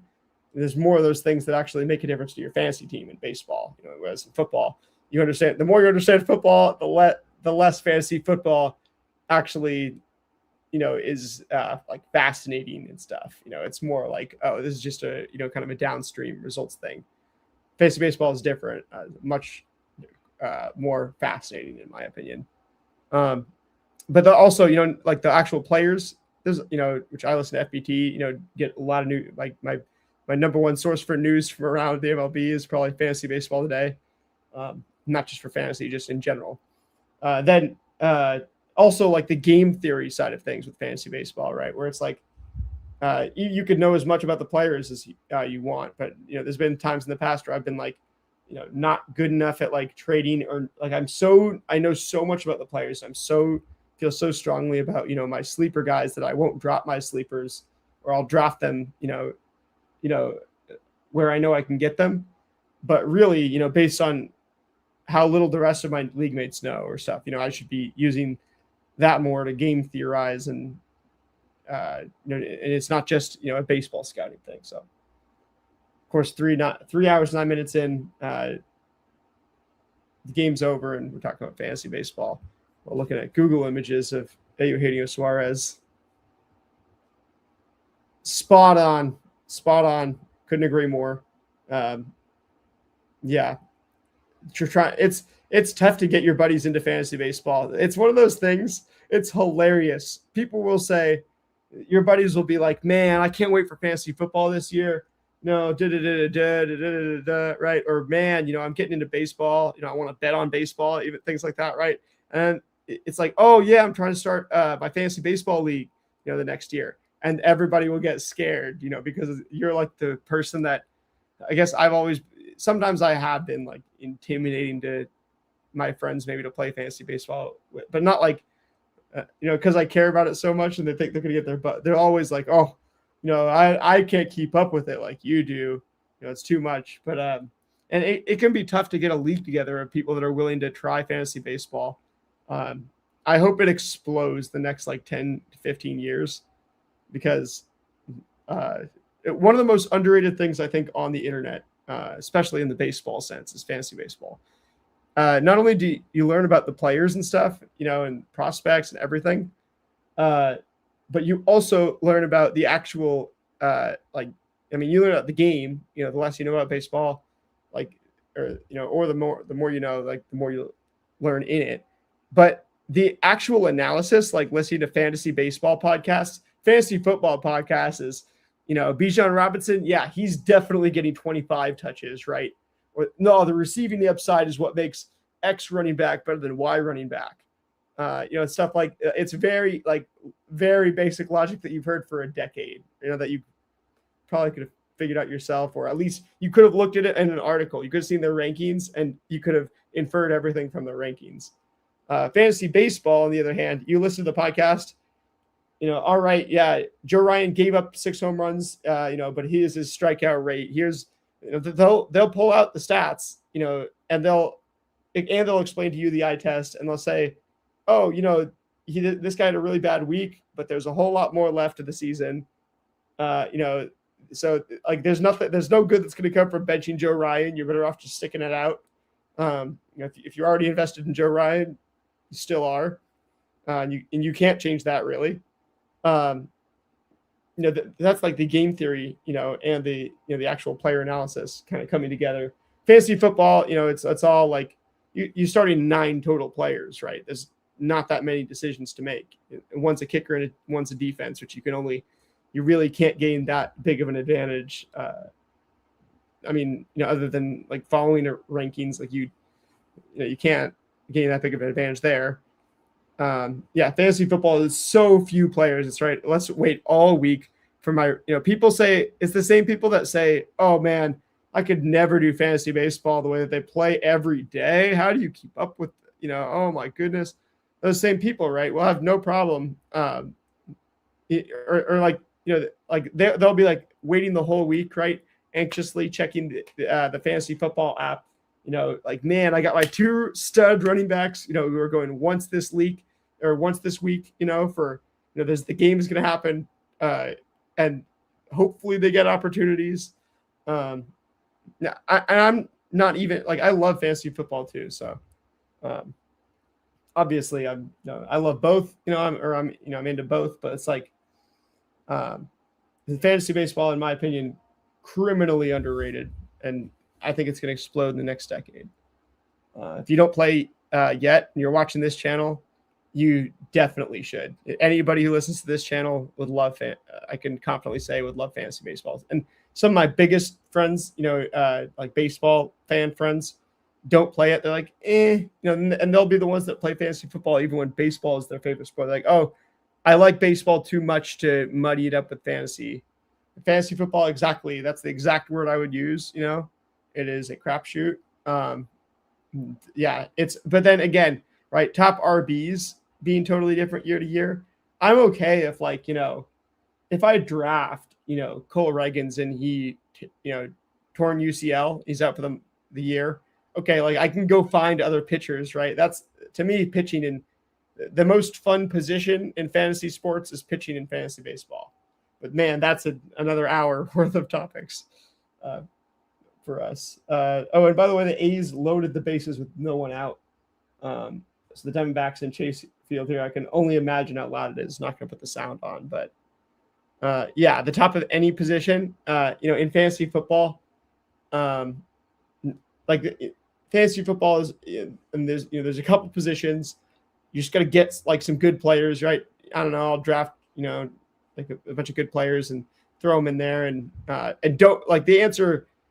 It's also funny how the answer in most fantasy sports is be the least active to make moves like right away, or like you want to be, the most active, right? Because certain years you're going to pick up Garrett Crochet at the beginning of the year, like I did a couple of years ago, his best year. And with his breakout year with the White Sox.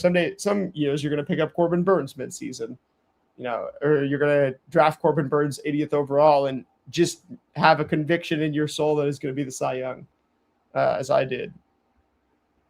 Yeah, exactly. Yeah, I could talk about this for hours. Definitely want to talk more fantasy baseball. So feel free anytime. We are live here. Fantasy baseball questions, whether it's start, sit, anything like that, or just like, what do you think of this trade I made, or this? Let me know what's up, because yeah, I love talking about it. So I had a trade deadline yesterday in one of my leagues, in which I have like, it's a 12-team or 10-team roto, and I have it's like a back home league of mine with a bunch of buddies, from that I went to high school with and stuff, played little league and stuff with. I had tons of outfielders, so I traded Jordan Walker for Joe Ryan. Obviously got that blow up start yesterday as my first present. So that was just awesome. But that's all right. Jordan Walker for Joe Ryan. And I needed to move to pitching. I needed to move for pitching with my outfield depth, and I felt like that was pretty good. Then I traded PCA for Zach Wheeler, which was bold. That one I'm almost regretting already.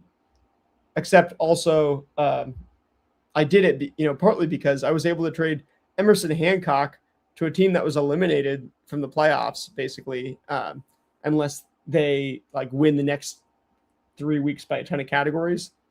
They'll be out of the playoffs, no matter what. And yet they had Aaron Judge. So, my buddy tells me, I'm just going to drop Aaron Judge. I'm like, whoa, you don't have to drop Aaron Judge. I was going to drop Emerson Hancock. We could just trade him.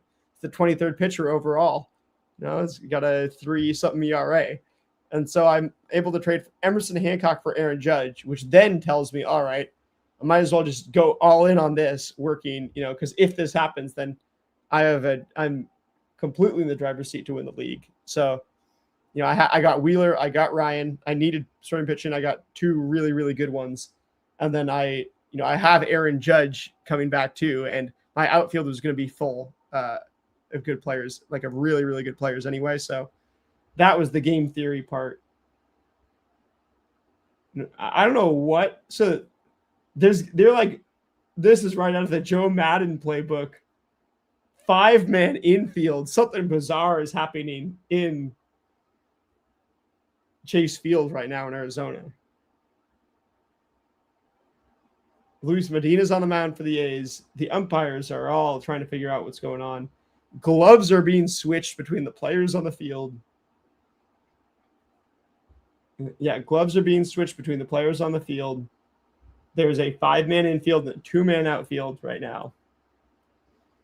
So the bases loaded. Tim Tawa, end baseball for the night.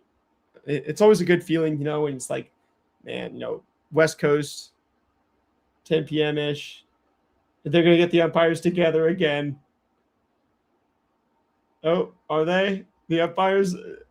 This is such a funny scene. They keep going to the the press box camera, and you're just seeing these umpires and infielders walking all over the place, and base coaches walking all over. There's 3 base runners, 5 infielders, and the 3 umpires, plus the 2 base coaches. There's like a dozen people just walking different directions in the infield from the press box camera for a good minute or two. And then they keep showing this. Yeah. Hey, yeah. This is interesting. This is fascinating. This is like great TV. Oh, and he gets a swinging strike. Luis Medina, if he pitches his way out of this, I want to know what the record is. The record of teams in this like exact situation. Bases loaded, no one out, extra innings, who escape, with the 2-man outfield. Okay, he's now 2-2 is the count. He's got to strike Tim Tawa out. Can't let him put the ball in play. Basically can't let him put the ball in play because it's on third. I think that's Gabby Moreno. Yeah, it's your fantasy points right there. It's your categories right there. Tawa fouls it off, bottom of the zone. The Athletics just hanging on for dear life. This is what like a 99. Actually, this isn't a 99.9%. They're tied. 3 strikeouts is not impossible.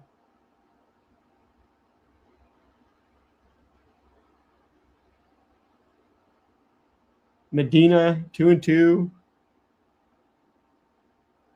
It's right to short center. Yeah. If you put it into the outfield, you've got such a high probability of this being a base hit. And really, if you put it in the outfield, it's over because it's, a sac fly works too. So 2-2 still. This battling. Medina keeps pumping stuff in there. Oh, and he gets a strikeout.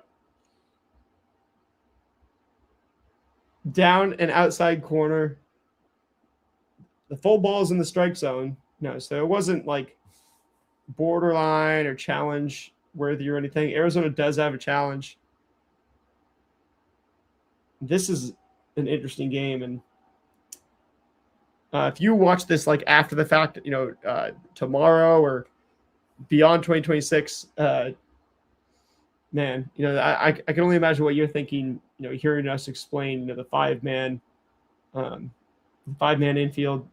So yeah, 5 + 3 plus, basic math, right? But 11 people standing around in the infield is bizarre when it's usually 4. Funky Cold Medina. What's that from? Is that like what is that from by chance? Is that like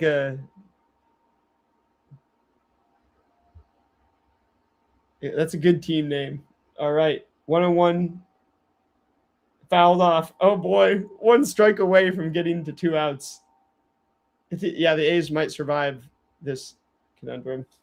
I've got to work on my little post-game thing. But see, sometimes you got to wait too. After the game, we search Eugenio Suarez Mariners now. But more pitches or more. Oh, that is an insane photo. That is an insane photo. All right. Oh, that's the outfield. Diamondbacks win. Baseball is over for the night. Diamondbacks take out the A's. You can't be mad at it. The A's were not that far away from getting past this. It's a lyric from an old rap song. Oh, yeah. Funky. Oh, this was, yeah. All right. I need to go listen to that tonight. Yeah, because I can't believe I didn't know that. For some, like, this sounds really familiar. Anyway. Is Vargas Ildemaro? No, you're right, Orking. I just looked it up. Totally right. Yeah, Ildemaro Vargas. Hey, we weren't sick today. We don't want to be ill tomorrow. I can't see his name without thinking of that. All right, but I'll show you guys this at least. Yeah, Orking Funky Cold Medina right here. Yep, Moreno scored. You'll get that run. Yeah, so you were absolutely correct. And this this looks like a song I listen to after I jump off the stream, for sure. Just something interesting. It's a little random, a little interesting. Okay, here we go. That's the picture we've been looking for. Gino, look at this picture. We just had to wait a little while, and they uploaded some much better pictures. And I want one like, where he's pointing at the sky like this. Those are my favorites. But I'll take that one if that's what we have right now. So I can show you guys how to make the thumbnail. I don't even know if I'm putting this thumbnail up there. So just want to have something. Anyway, that's the picture that we want. Tells the story, right? Picture's worth 1,000 words. If the picture doesn't tell you quite a story on its own, sometimes you just keep trying to roll with things as is in Canva and be like, I don't really know how to fix it. I don't know how I did it in the first place. So my Canva advice is don't do what I do. Don't do anything I would do, and don't do anything I wouldn't do. I have absolutely no idea what to tell you on this app. But yeah, last year was so amazing, man. Last year was insane. And I mean, honestly, call me crazy. Mariners still top 2 team in the AL as far as odds to go to the World Series.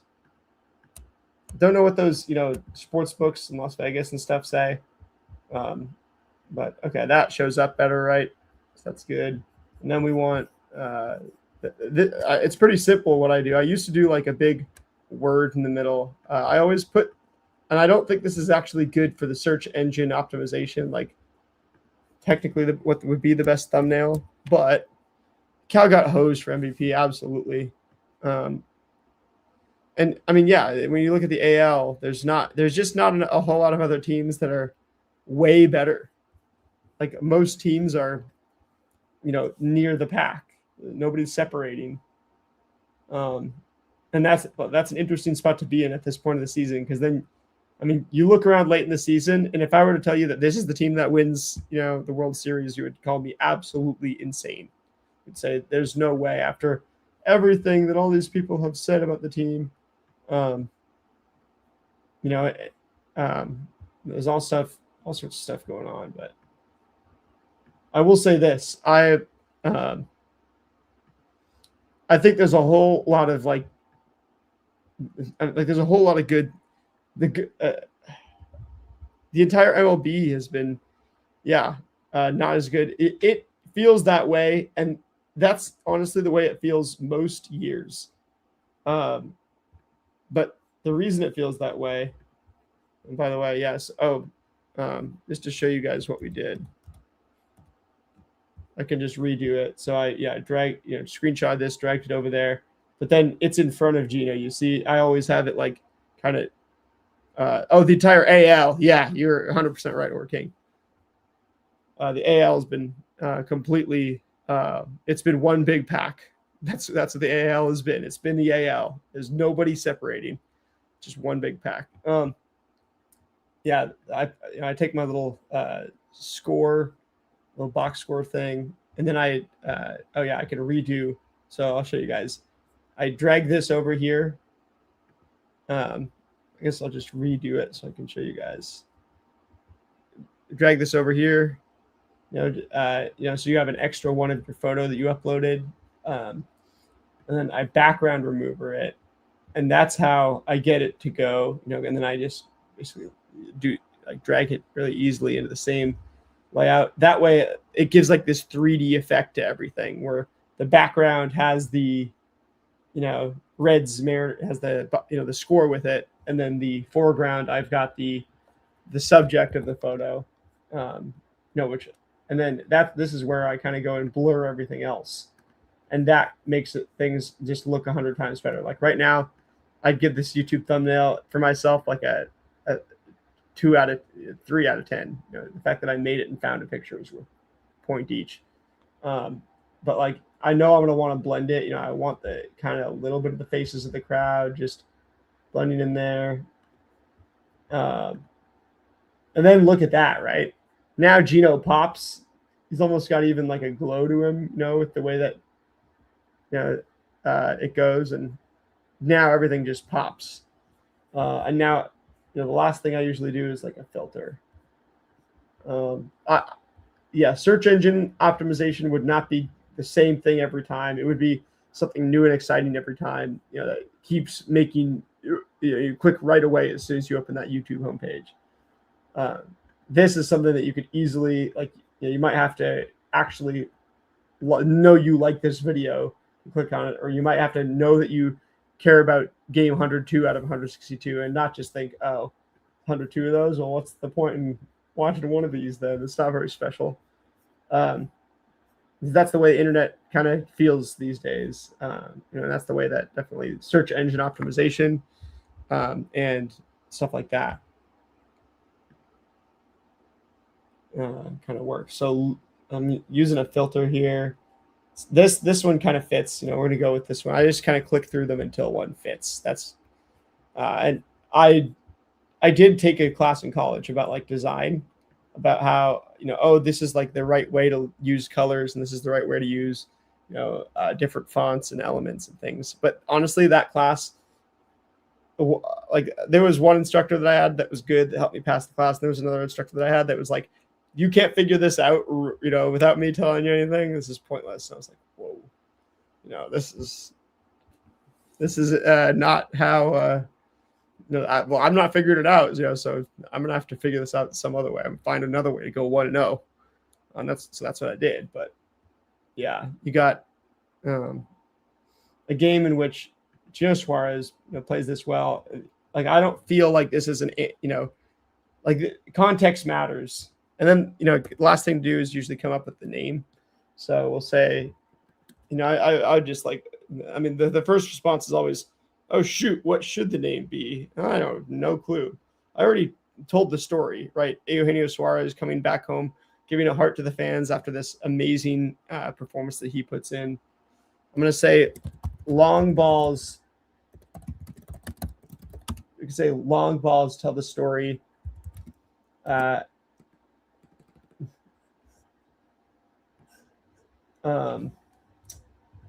I could say like long ball. I want to make it.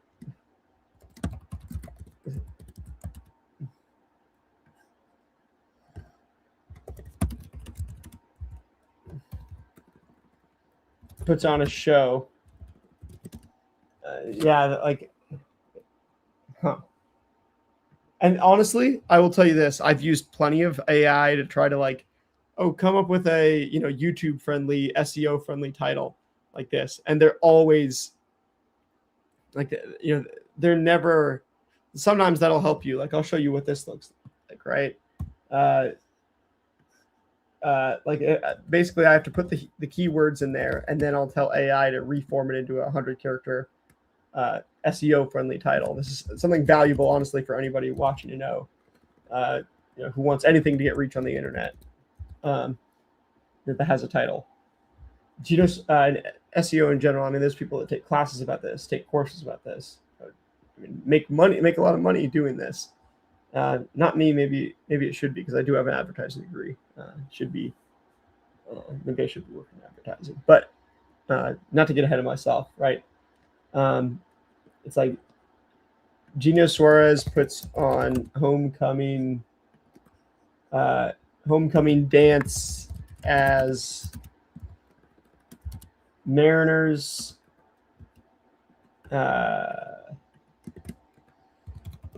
as Reds. Like I hate saying like Reds top Mariners 4-2. Reds beat because man, when you do 162 games and you just say, oh, team beats team, score, team beats team, score to score, team beats team, score to score. Or like even when it like you try to do Mariners shellac Reds 8-0 Monday night, right? It gets so stale so quick. So I try to make something a little bit better. Puts on homecoming dance to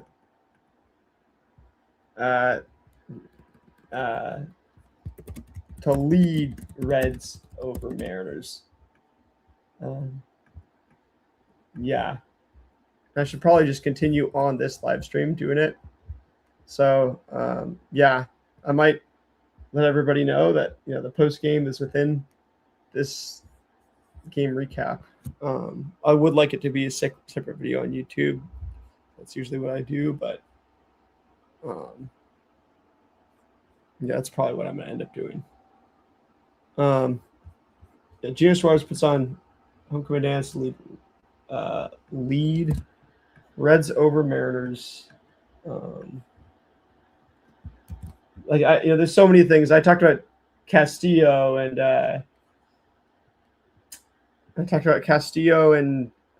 Burns and the preview, and that was like the real story going into the game. This is what it is coming out of the game. So I will show you guys what this looks like. Shows tab instead. All right, you can see some of the stuff on the side. Some private things that I was looking up. So nothing too embarrassing though. I don't have nothing to hide, luckily. At least that's on here.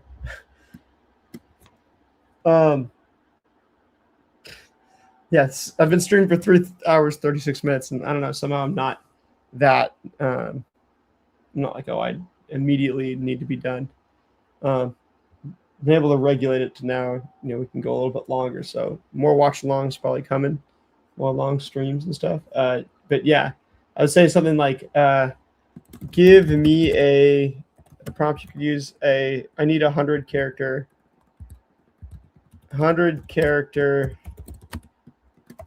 SEO friendly YouTube title for, and then kaboom. Oh, you're an hour later than me in Eastern Montana. Shout out Eastern Montana. Is that?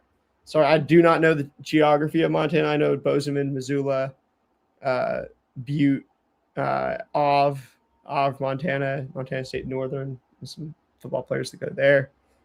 That's awesome though. So their pick is Eugenio Suarez's homecoming homer. Leads Reds past Mariners. Yeah, again, if I was going to click on a video that said that population 6K or under, that's right.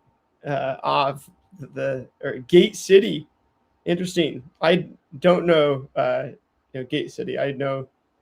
Again, no, I don't know anything about where the places are and stuff. But shout out to Montana. I mean, hey, in our lifetime, does Montana end up with a minor league team? I mean, you can imagine, obviously not in a town with a population of 6K or under. Maybe they could get a summer ball team. I don't know, right? Obviously, a lot of that relies on the growth of those like urban population centers and cities. But I mean, me being I've lived in the city my whole life, in Seattle for the most part. Other than I went to Pullman for school, and I absolutely love that. You guys do. You have a Reds team in Billings. That's awesome. Shout out to the Reds, for having a team in Billings. But yeah, Montana, an interesting sport. We used to, yeah, haven't checked out. So I don't know which. Yeah, let me know. Actually, I think we can look this up here. Just that's Gate City.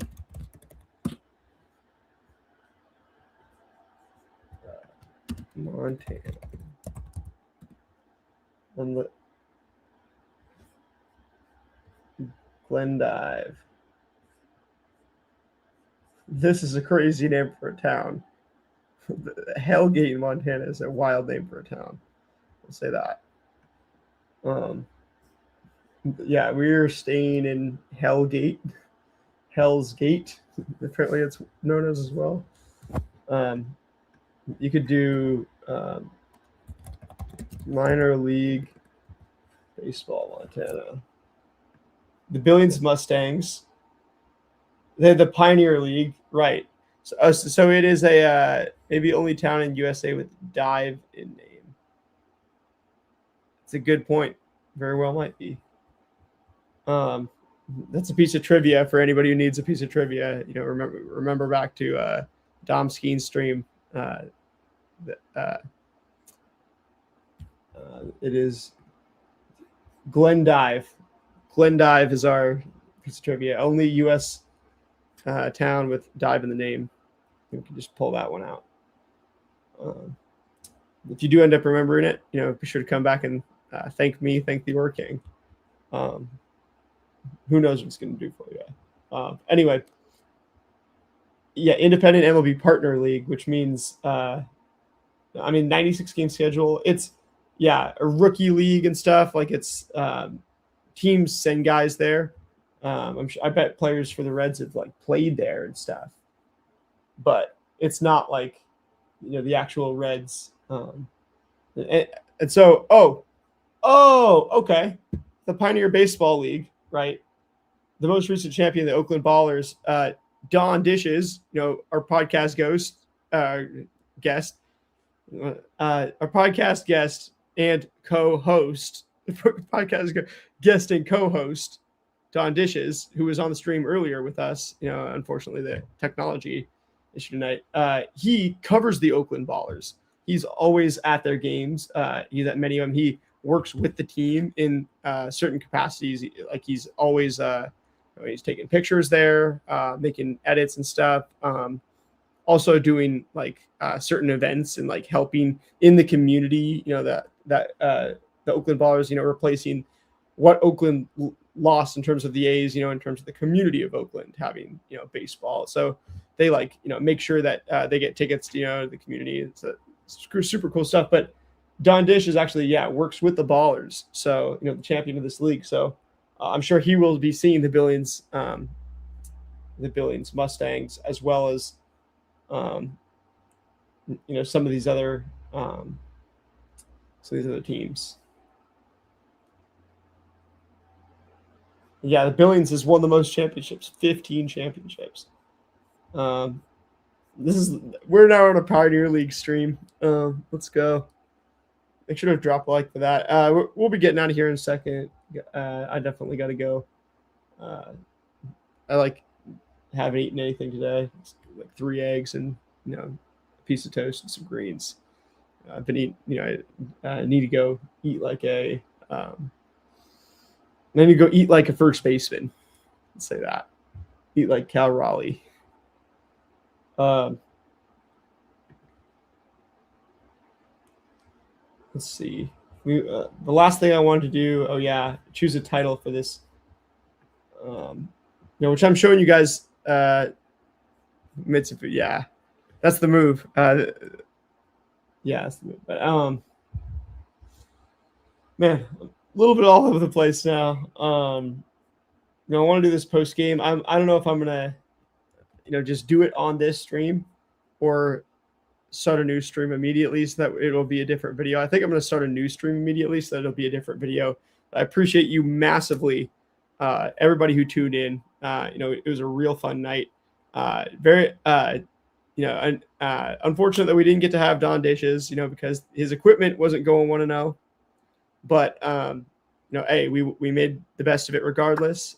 Next time, which means, I guess that means, right? Bummer, we'll just have to do another watch along very, very soon.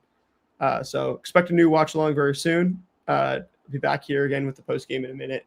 And it's been absolutely very fun hanging out with you guys for the last 3 hours and 44 minutes. With that being said, as long as you go 1-0 every pitch, stay stoic, and give all glory to God, you can't lose. I'll be back again in just a second with the post game, so I'll see you guys there. And it'll have this title and this thumbnail that we came up with together on the stream. See you there in a sec.